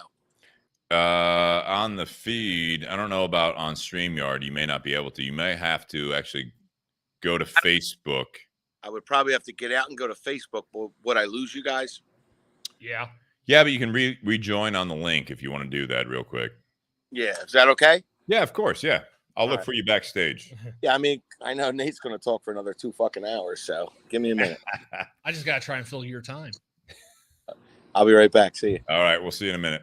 But no, to your point, like I have a friend of mine who owns a cigar shop, and he had texted his rep an order, and like 3 weeks went by, he hadn't received anything. And this was long before 2020 and COVID and shutdowns and, logistics, all that stuff that we're dealing with now.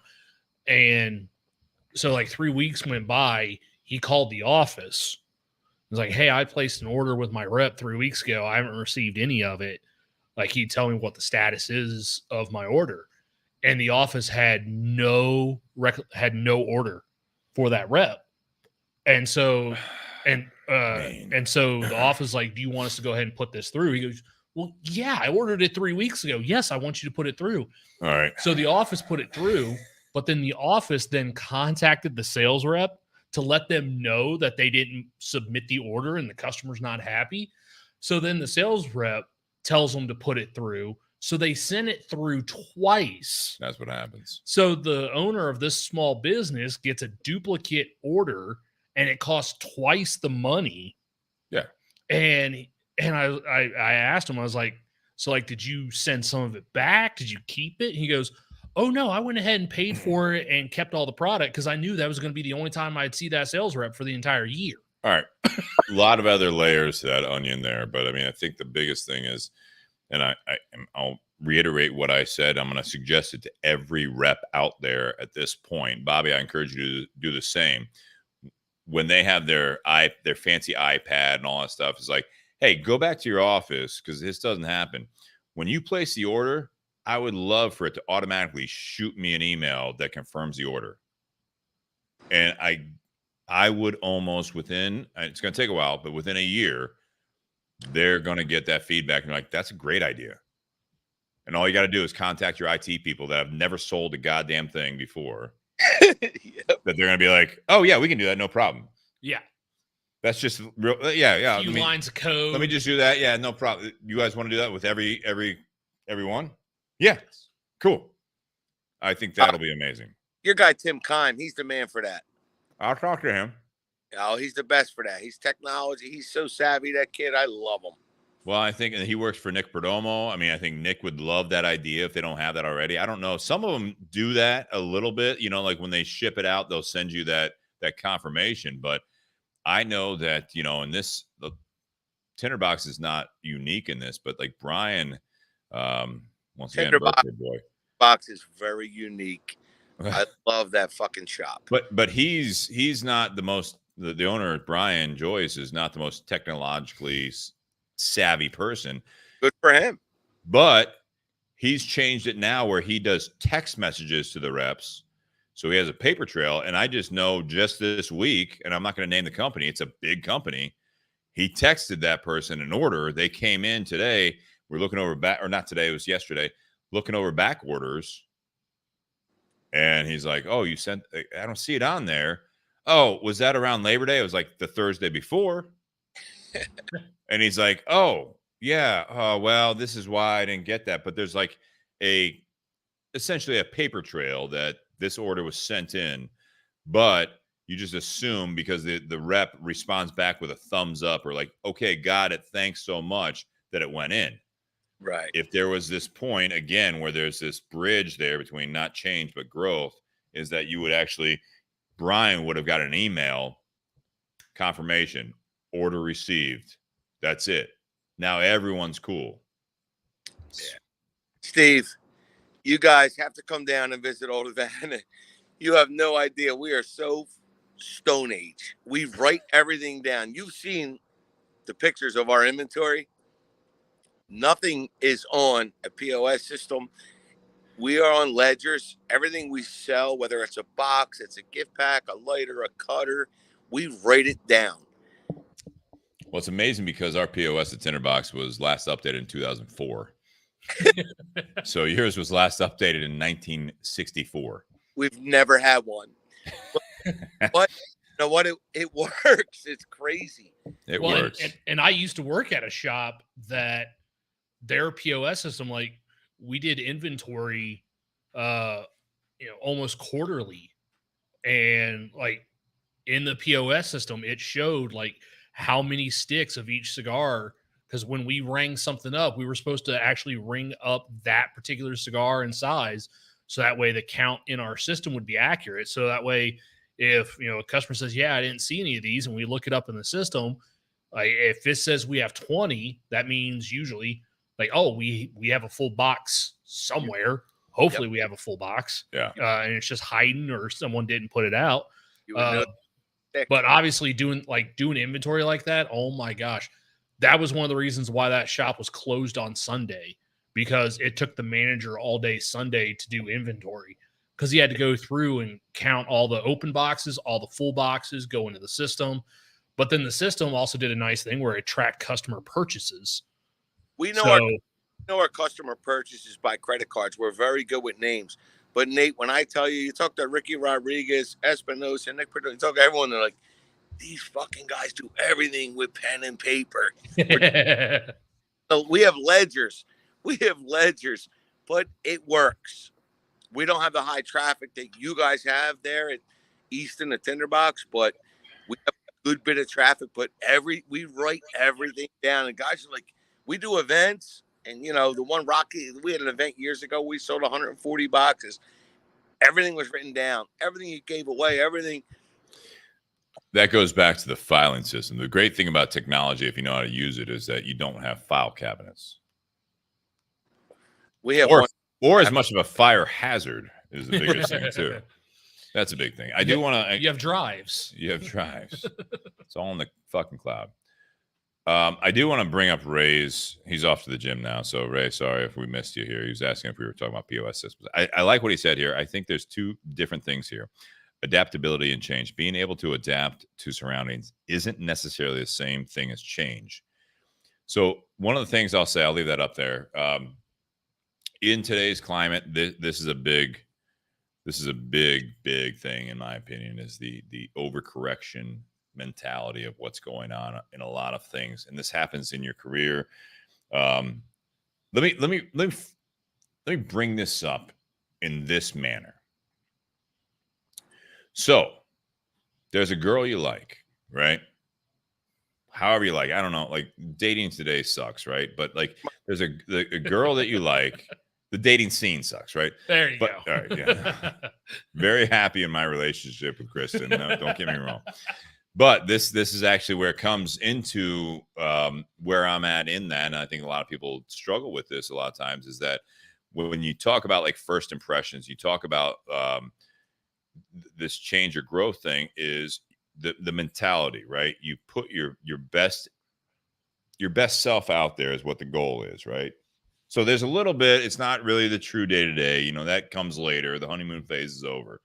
But if all you're doing is trying to make the other person happy because you are just the same thing with a job interview, right? You try to impress them to a point that you are not yourself. That's a problem. right?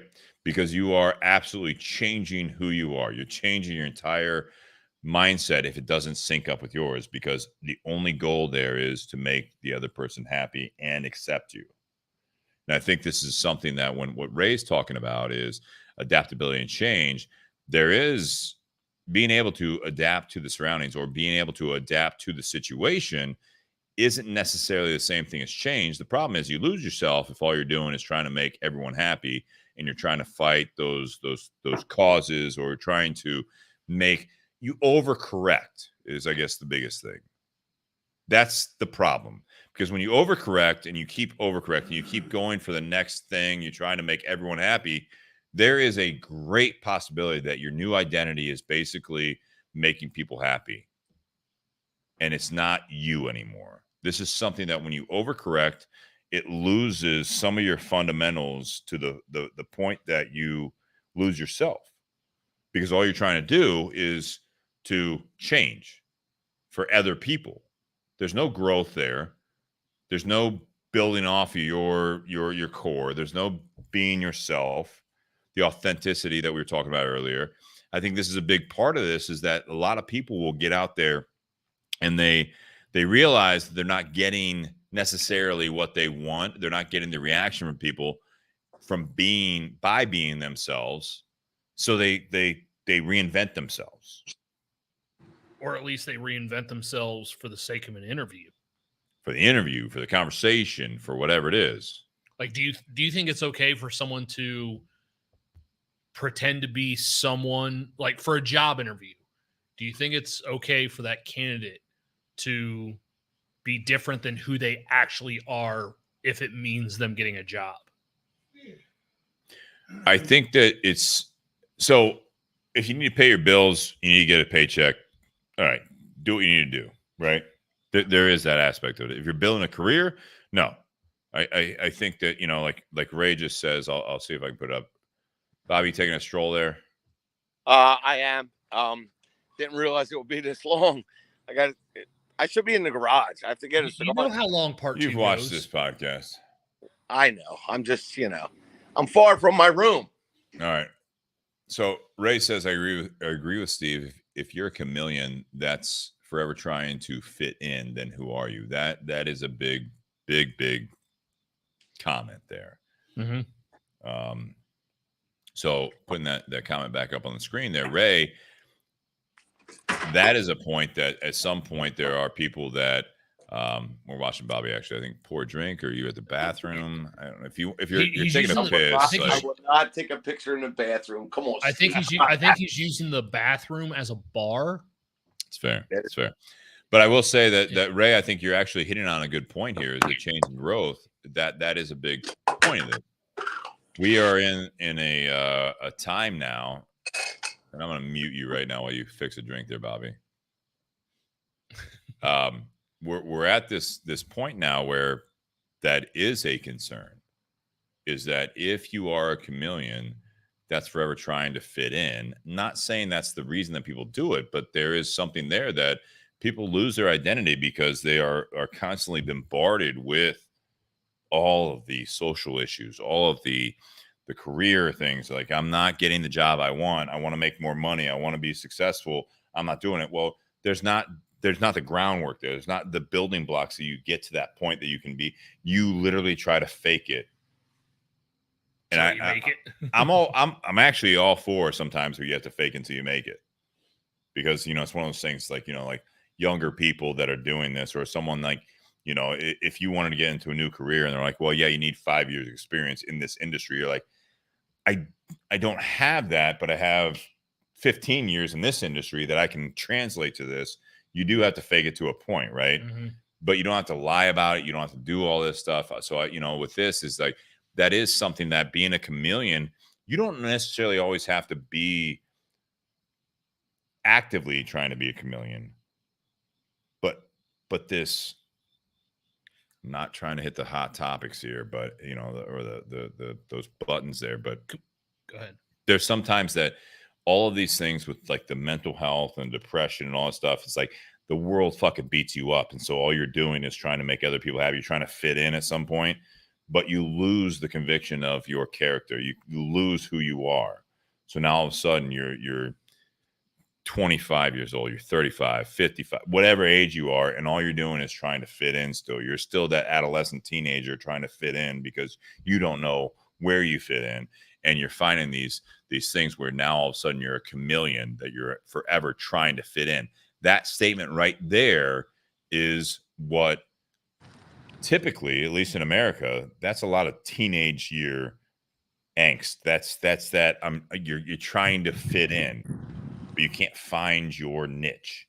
Well, This happens for people's lifetimes, and that's tough because that's where it is. Where I think a lot of the with this, I think that a lot of it is educating people on how to find yourself, what makes you comfortable, and learn from that.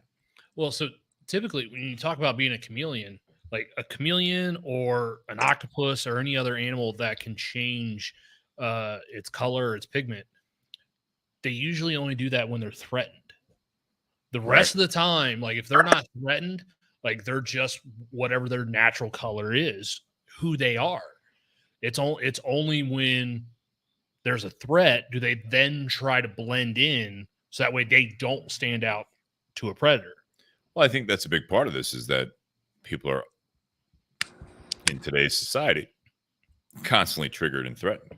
Yeah. So Right. then it makes everyone else have to, not stand out. So that way they're forgotten about, and that, because sometimes you can stand out for the wrong reasons. Yeah. I love Sean. It's one way to get on the banner, is agreeing with Steve. Sean says, well, there's nothing wrong with being politically Astute. My eyes are bad about the situation you find yourself in. About him. What's that? There's nothing astute about him.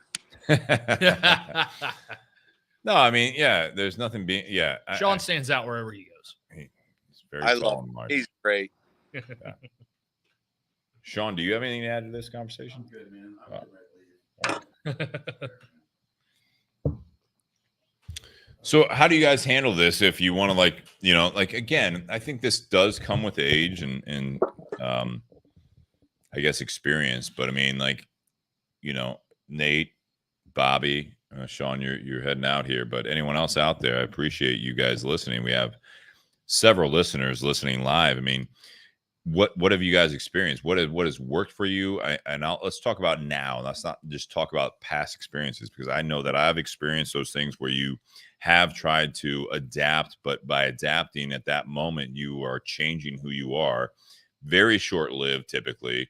It's not going to feel natural, and I think that there's something that you're going to be struggling with, because you will possibly fit in, but you aren't comfortable at that point. And it's very short-lived, and it doesn't feel right. So how do you walk the scale of change or growth to be able to necessarily, if you need to, move on, like you said about the job thing, Nate, with a relationship, with anything else? It's like, I think that I'll say this. I mean, we have this change or growth thing. I think growth is the biggest. It's a big mindset that you're advocating for your own personal benefit in a healthy way. I think a lot of times with the medicine world that we're in, with the psychological world that we're in, a lot of it is you need to change things. You need to not just change how you eat or all that stuff. It's like, take this pill, do this, do these exercises, do like mental exercise, do all this stuff. It's about being someone different is the mentality, more than it is who are you now and what makes you feel comfortable in your job, in your personal relationship, in your own personal life. How can we grow you to a point that we can tweak you to be happier? Well, first thing you have to remember is the glass is always half full. Always half full. You can change any situation.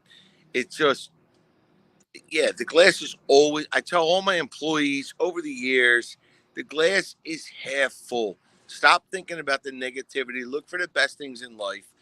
hang with the right people in life, be a family person, find everything good in your life. Traveling. I've been traveling a lot lately. I found so many great people. So it's very easy to be happy. It's very easy. That makes sense, Steve. How is it easy though? It's not easy for everyone. It's your outlook. It's the way you look at life. It's the way I love my wife. I love my son. I love you guys. As much as that Sean breaks my balls, both Seans, I love them. It's just finding the best in every person, in every situation. And if it's not good for you, eliminate it. Eliminate it. I hang in the cigar shop all the time. I work at them. There's certain guys. They're not my favorite people, but I make the best of the situation. I make it better. I brighten it up. I can't stand that motherfucker. But I look at him, I smile, and you know what? I go home happy. 20 years ago, I wanted to kill that guy. Does that make sense? So what changed? I'm gonna be dead honest. My wife of 18 years changed my thought process. And my youngest son changed my life, my outlook on life. How so though? Well, I grew up, I matured. Everyone has a different life, different things, different styles, different things going on. Nobody should bring negativity to a cigar shop. If you have a problem, stay the fuck home. Don't bring your bullshit to our cigar shop. So negativity is there's two sides to negativity in my opinion when you bring it to a cigar shop or any other situation. One is you're going through a negative time and you're that kind of like sob story that people they'll respond to as long as you listen to the advice that you're given if you're asking for it, right? Always listen. Always. Gotta listen. You're not always going to respond to it, but I mean, if you come in with a negative mindset or an attitude where it's actively negative, Mm-hmm. that's not going to be received well. That's bad, right? Because now you're aggressively being negative, and that will turn people. You're not this passive negativity. You're very active, right? So this is something that you are going to be that person that you're bringing negativity in people's faces, and you're projecting on them. That's not going to be accepted well in any social arena, in my opinion. Not at all. If you have that moment, you want to talk, you want to breathe, you want to get something off your mind, take me out back to the cigar shop. Let's go out back. Yeah, you want to vent, you want to throw some like verbal punches on me to just get it out of your system. I'll be your sounding board. Steve, that's it. I'll get it out. I'll be dead honest right now. Not like Sean in your freaking garage, but I vented to you. I've talked to you about some personal things because I trust you. I consider you a friend. Yeah. I've exchanged texts with you because I think you and I have a good understanding about life, friends, different things. You're absolutely right. And I think that's something that you have to know your sounding boards, and that's on you. You're gonna sound off to the wrong people. I would never sound off to the wrong people. When I sounded off to you, it was probably a year ago, 8 months ago, when I was changing jobs. I reached out to you, and what?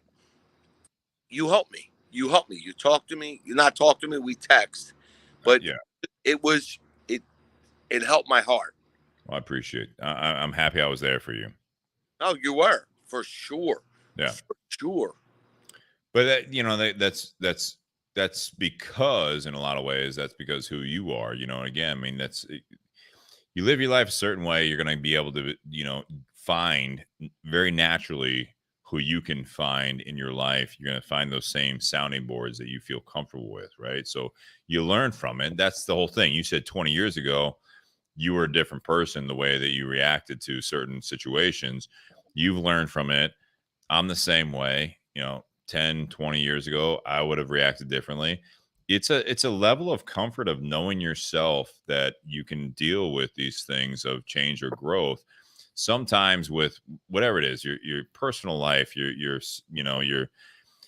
personal life, your career, dealing with the social climate, whatever it is, you react. I will hope that you guys react differently as time goes on and we're given more days on this earth, that you will be able to realize that you responded well in certain situations and you responded poorly in others. And that's where you hone it in, that you will get to that point where you're a person that people will respect you, and those people will be there for you if you have those moments, because no matter how you grow, you're going to have those moments that you are at a low point or a weak point or just a questioning point, that I thought I had things figured out and I didn't, or something that I thought was a certain way was not that way. That's going to happen. And I think that's where, again, change or growth is. It becomes, I will say this, and I'm not getting to that point yet, but it's growth becomes more apparent, I think, with the more experience in life that you have, where change a lot of times is a youthful mentality that you are changing for everyone else because you put yourself last in the equation, that you want to be accepted and appreciated, and you put yourself last in that situation, as opposed to, as you get more experienced in life, that you appreciate the fact that maybe you don't fit in.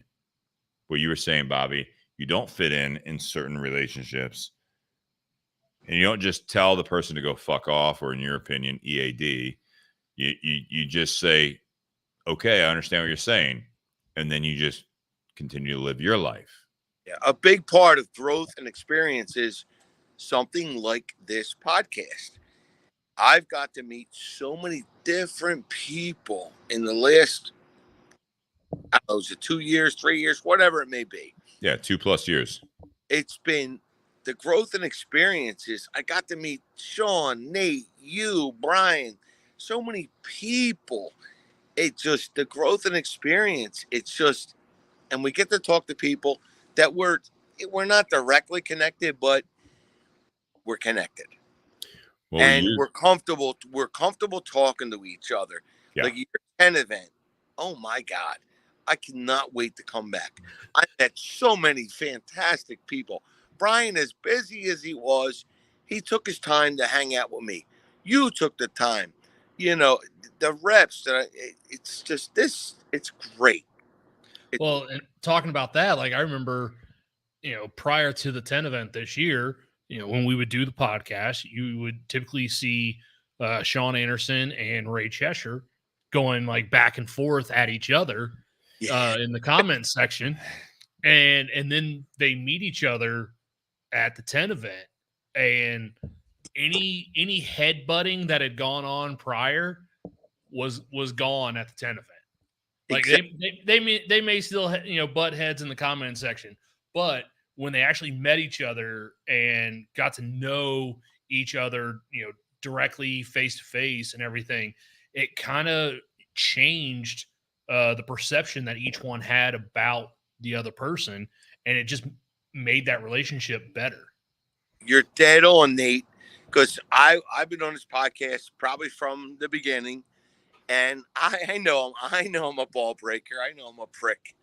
But when I got to the 10 event and I got to meet these guys, I wanted to break bread with them. I wanted to eat with them. I wanted to hang out with them. I got to meet all the everyone, like McCallway and everyone. It just, all these different people I got to meet at the 10 event, that I didn't know physically. I showed up the first time there, and I was sitting outside of you guys' cigar shop, and I'll never forget. There was Avi. Avi. Yeah, Avi, big supporter of the podcast. I'm sitting there, and he's yelling, "Where's this Bobby Hirschman guy?" It was my birthday week. Well, I get a month, but he gives me a bottle of Crown Royal. I'll never forget there was a nice black gentleman there that was in the military, bought me a Padron. I never met these guys. Yeah. And they're like, "Bobby, you're the guy from the podcast." what it's all about.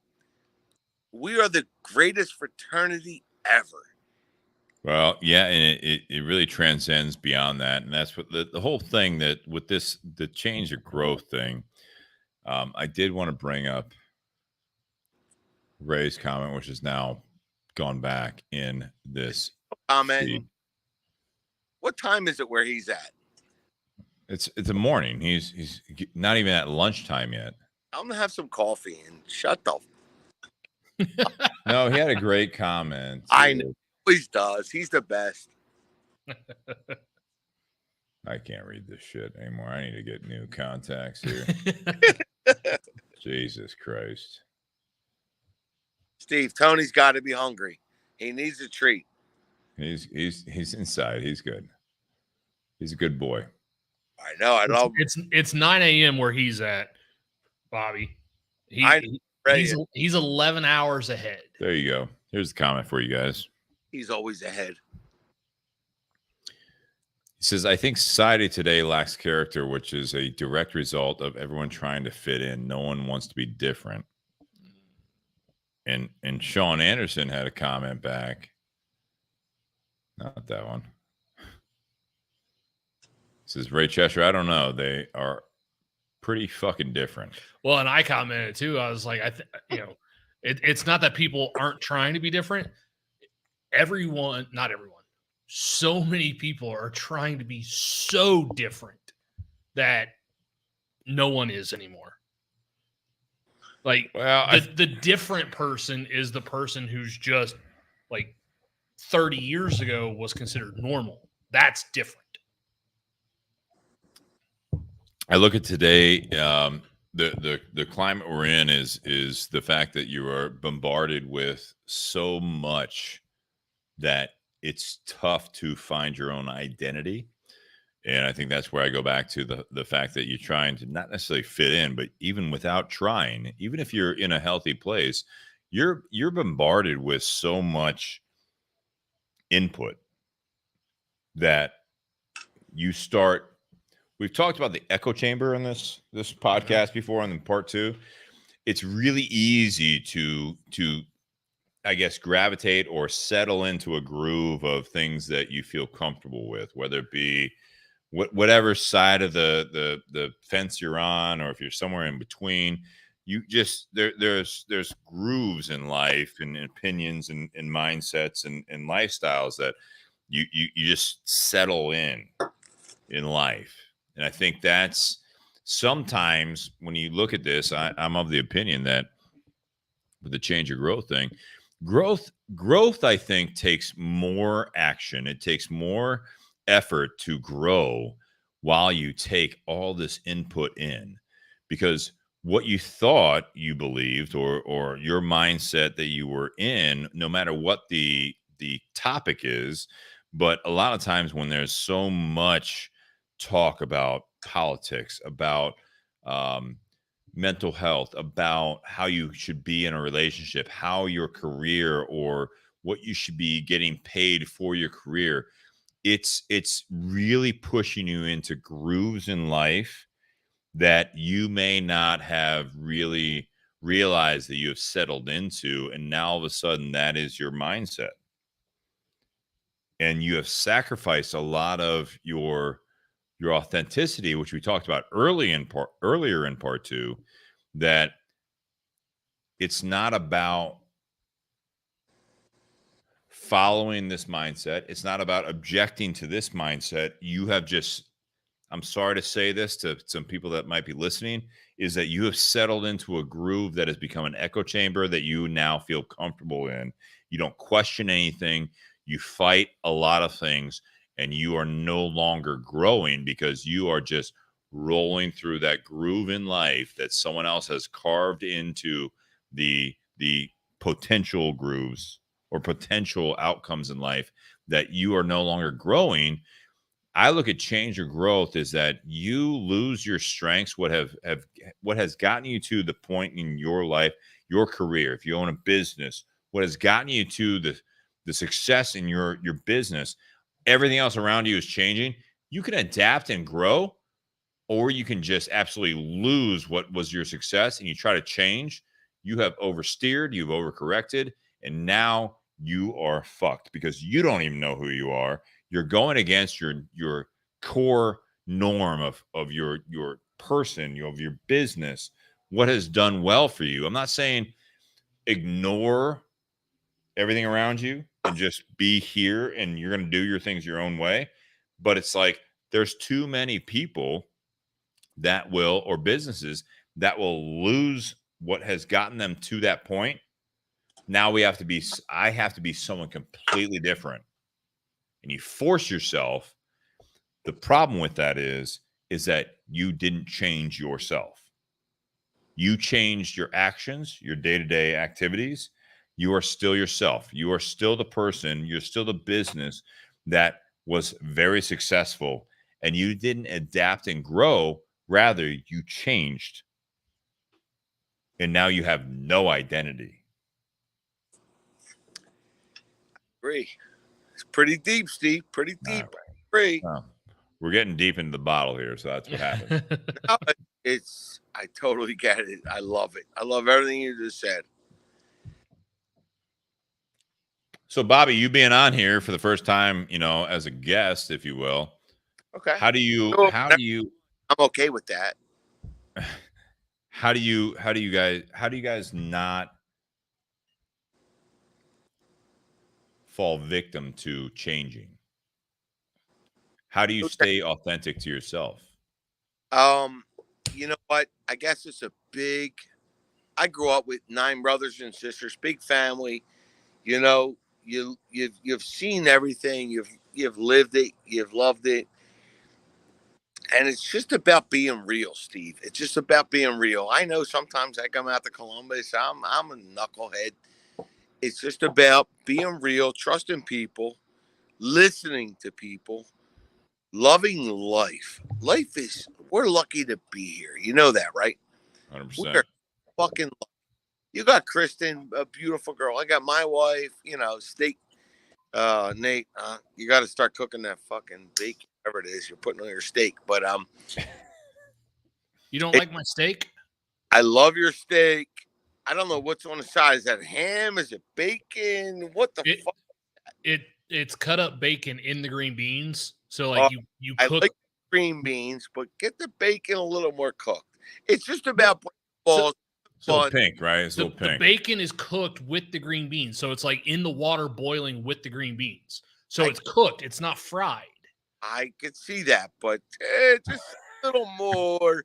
It's all about Steve. It's about having fun, having life, meeting guys like you guys, and just, I look forward to coming to Columbus. I really do. I can't wait to get back there.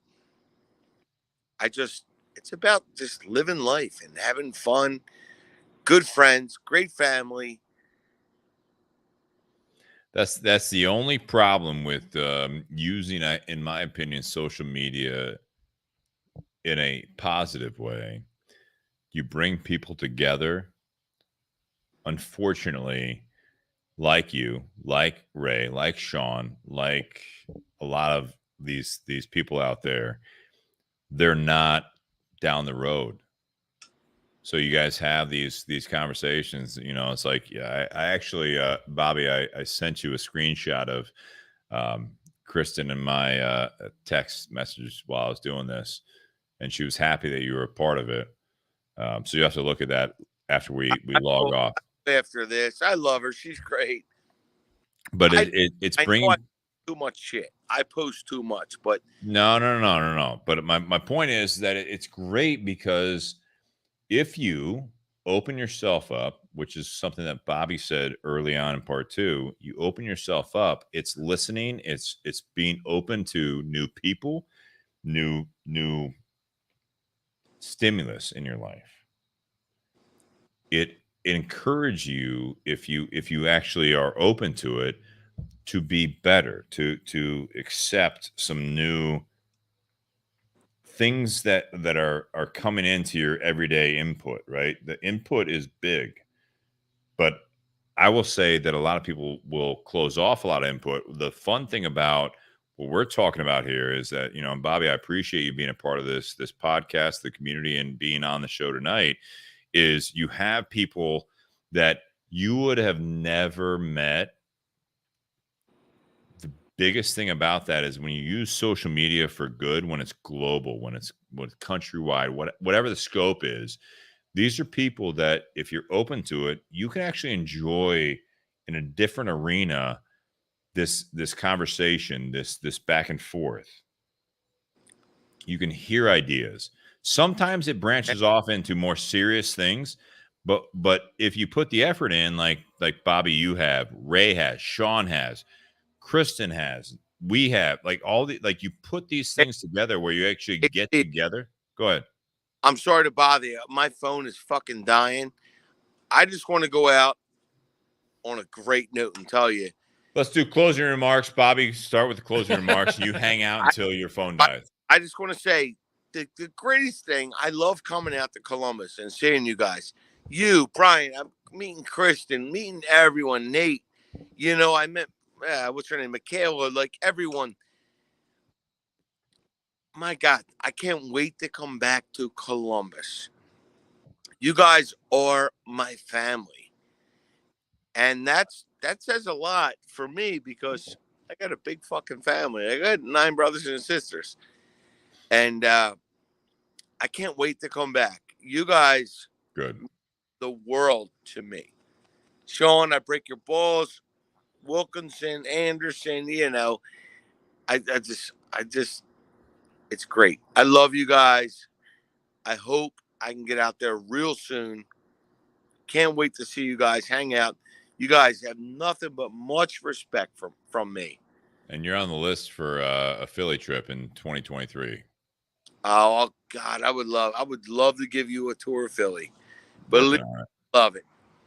I know it's hard for you guys all to get away, but my battery's close to dying. I just want to tell you guys, big much. You logging off? Or you want to stay until it dies? I'll stay on until it dies. All right, Nate, closing remarks. Let's go. You're up. You close. No, well, I haven't said a whole lot. You know, to contradict Bobby's earlier point, I haven't said a whole lot. Part 2. So, but no, Steve, when you were talking about companies changing instead of growing, it definitely hits home where I work at, because in the last year, 2 years, like the company I work for, which is a Fortune 200 company, they are so keen on just following along whatever the new trend is. You know, they want to appease or appeal to whatever that new trend is for.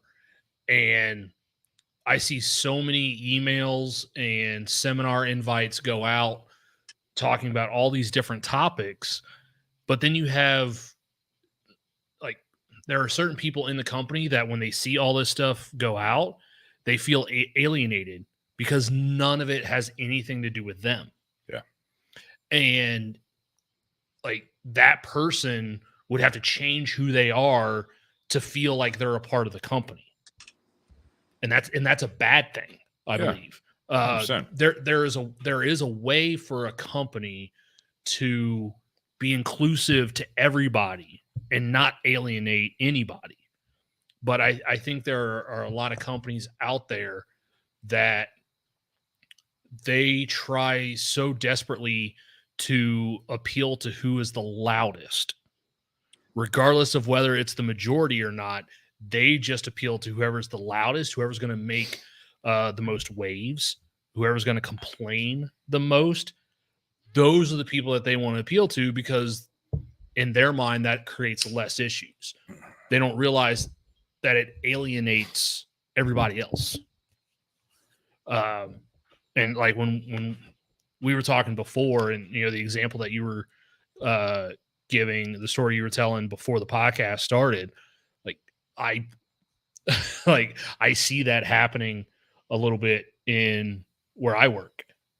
So I can definitely relate to that.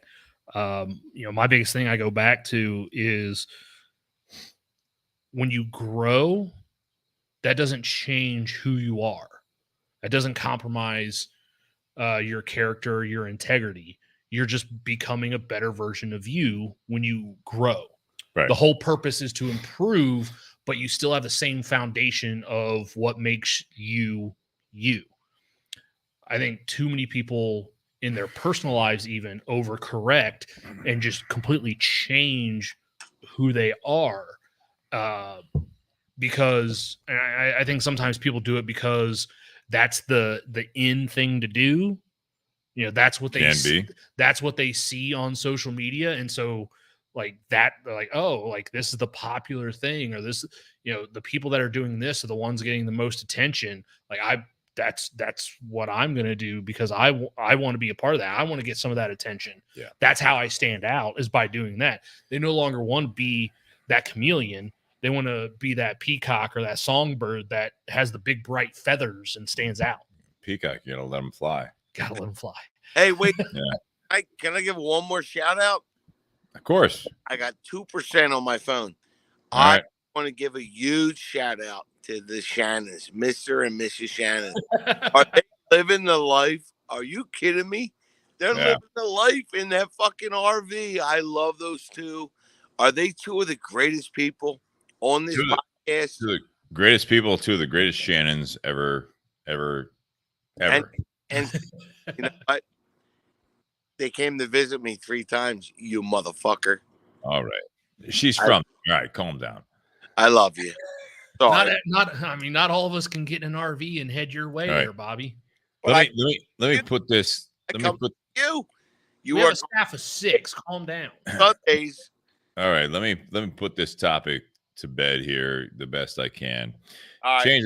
All right, love you too. So much. All right, if you die out, you got 2%. I'll try to use at least 1.5 of that. Say goodnight. I love you, buddy. Cheers, bro. I think that when you look at change or growth, if you change yourself completely, this is very similar to what I brought up earlier with a first date, a first job interview. What happens is that when you have your life going, you have a core of yourself, you have a core group of friends and family and everything else. What happens that people don't talk about is when you change yourself to fit into this new chapter of your life, new person in your life, new job of your life, you will start losing people that are important to you. The reason that is because you have changed yourself to a point that you're happy because things are going well, but at a certain point you will become someone different. Those people fade in the background. They're still true to you, but you're not the person they knew, and you'll run into that. I think that happens a lot with what's happening now in the world. Is that it's very divisive. It's very aggressive to the point that you follow certain things that you now, I say now, quote, now believe in, that you are just following in a sense, not blindly, but because you truly believe in that at the moment. But as we all know, and again, we are, Bobby's in his 50s, I'm in my 40s, and Nate, you're in late 30s. That was the big thing, is that I think as you get more experience, you evolve into growth more than change, because you're not going to sacrifice the people in your life that are important to you. You're not going to sacrifice your own life or your own values as much as you would if everything was on the line, that you are just blindly accepting these things, that what you think should be right. But you realize that there are nuts and bolts to life, that you have to be able to pay your bills. You have to be able to have friends and important people in your life, that at a certain point that you will be comfortable being yourself. And if you alienate people that are important to you, you realize that you're doing it, as opposed to earlier on in life, you don't realize that you're alienating people or your family or whatever it is. You know what I mean? Like, you're not going to do that. Earlier on in life, you will absolutely look for change first, and you are looking for a better life. Later on in life, you're going to realize that change is not always abrupt change is not always the best thing. I think that growth is, and you're going to build on those strengths. You're going to know your character. You're going to know who or what is important to you, and you will adapt accordingly. When you change, it is very abrupt, and it is no holds barred, and you have no care in the world on who you alienate, and you will fight those people. Because what you believe in is more important than the people in your life. I want to ask you a question based off of that, because we have time. We do have time. So in your example, you talked about either for a job interview or a first date, basically putting on this facade of someone else in order to try and... You're trying to find yourself. What happens if either for a job or for a relationship, in order to land that job or get into that relationship, you put on a persona that's not true to you, but you do so in order to land that job or get into that relationship? And then instead of staying with that, later on, you revert back to who you were before. What happens? Like what happens when the person you pretended to be for that job interview and you got the job? Not pretended. Let's take that word out of it. Okay. Well, it's what you followed. So what I'm saying is, if you were a certain person to try and get that job, and then you got the job, and then, after a few weeks or months in that job, you revert back to who you truly were, and you're no longer the persona that you interviewed as. Like, what happens then? Or same thing in a relationship. You're unhappy. Are you unhappy, or is now that other party unhappy that you're not who they thought you were? No, well, maybe both, but the biggest thing is that you're unhappy because all right, so this is, all right, let me give an example. Going back to the 90s, right? So Nate and anyone else out there of that age group, and this transcends through a lot of age groups, but this is a very specific example. If you were in high school, or you lived through the 90s, and you had people that were goth, mm-hmm. How many of them do you think are still living that goth lifestyle 20 years later? Very few. That's my point. You change your every day because you now identify with this type of mentality. You're not growing. You changed what you want to do. Whatever it might be, this is the same mentality. And when I say this is change is more, I don't know if he's in bed, but I'm going to bring him back on here. He is. Get lost. But I think this is something that I'm of the opinion. Oh, here we have Bobby in bed. I'm of the opinion that, are you smoking in your hotel room? I would never smoke in my hotel room. But I look at this as that it's the same thing as is a very, and I will say this, it translates to a lot of things that are going on right now, is that it's a very adolescent way of looking at things, is that you don't have an identity. So now you identify with a group and you change everything. And it doesn't matter if it's 6 months, a year, 4 years, 5, 10 years later. That's my whole thing, is like, how many people did you know that when they're at a certain age, they went full goth? I think that's why we call those phases. That's the thing, that's my point, is that change a lot of time is phases. You're trying to appease, you're trying to be happy with your day to day, but the growth is the bigger picture. It's knowing yourself, learning yourself. It's what is important to you and being open to the people that are talking to you, the outside factors. You can be friends with people that are extreme one way. You can learn from them. I'm not against you going extreme if that's how you feel. But you have to understand that there are certain levels that, I mean, Jesus, Bobby, you're on the mic, bud. I didn't say nothing. Your ass did. Or a zipper. But I will say this is that, you know, the biggest thing is that growth is more important because you don't put yourself in the back seat for everyone else. And I think that's the biggest thing I will. Are we gonna get the Spire out? You can. Oh, it's gonna make a mess. There it is. God, that is a fucking Baby Ruth.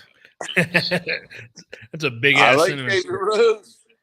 Baby Ruth. There's the Spire. Guys, I'll say this. I appreciate, Bobby, you being a part of this. It's very Thank you. honest, and I appreciate that. I will say growth is more important than change, and I think that we all need to appreciate that. And with that, I'll say Happy Whiskey Wednesday. Cheers, Nate.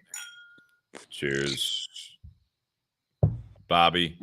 Love you guys. Absolutely. Everyone out there, appreciate you sticking with us, and hope you guys Steve, enjoy it. We'll see you next week. You could say the word love. You know, you could say it. I know you Ohio guys are very sensitive about love. Oh, I love you. Cheers to everyone out there. We love you, and love you, Bobby. Cheers. Peace out, guys.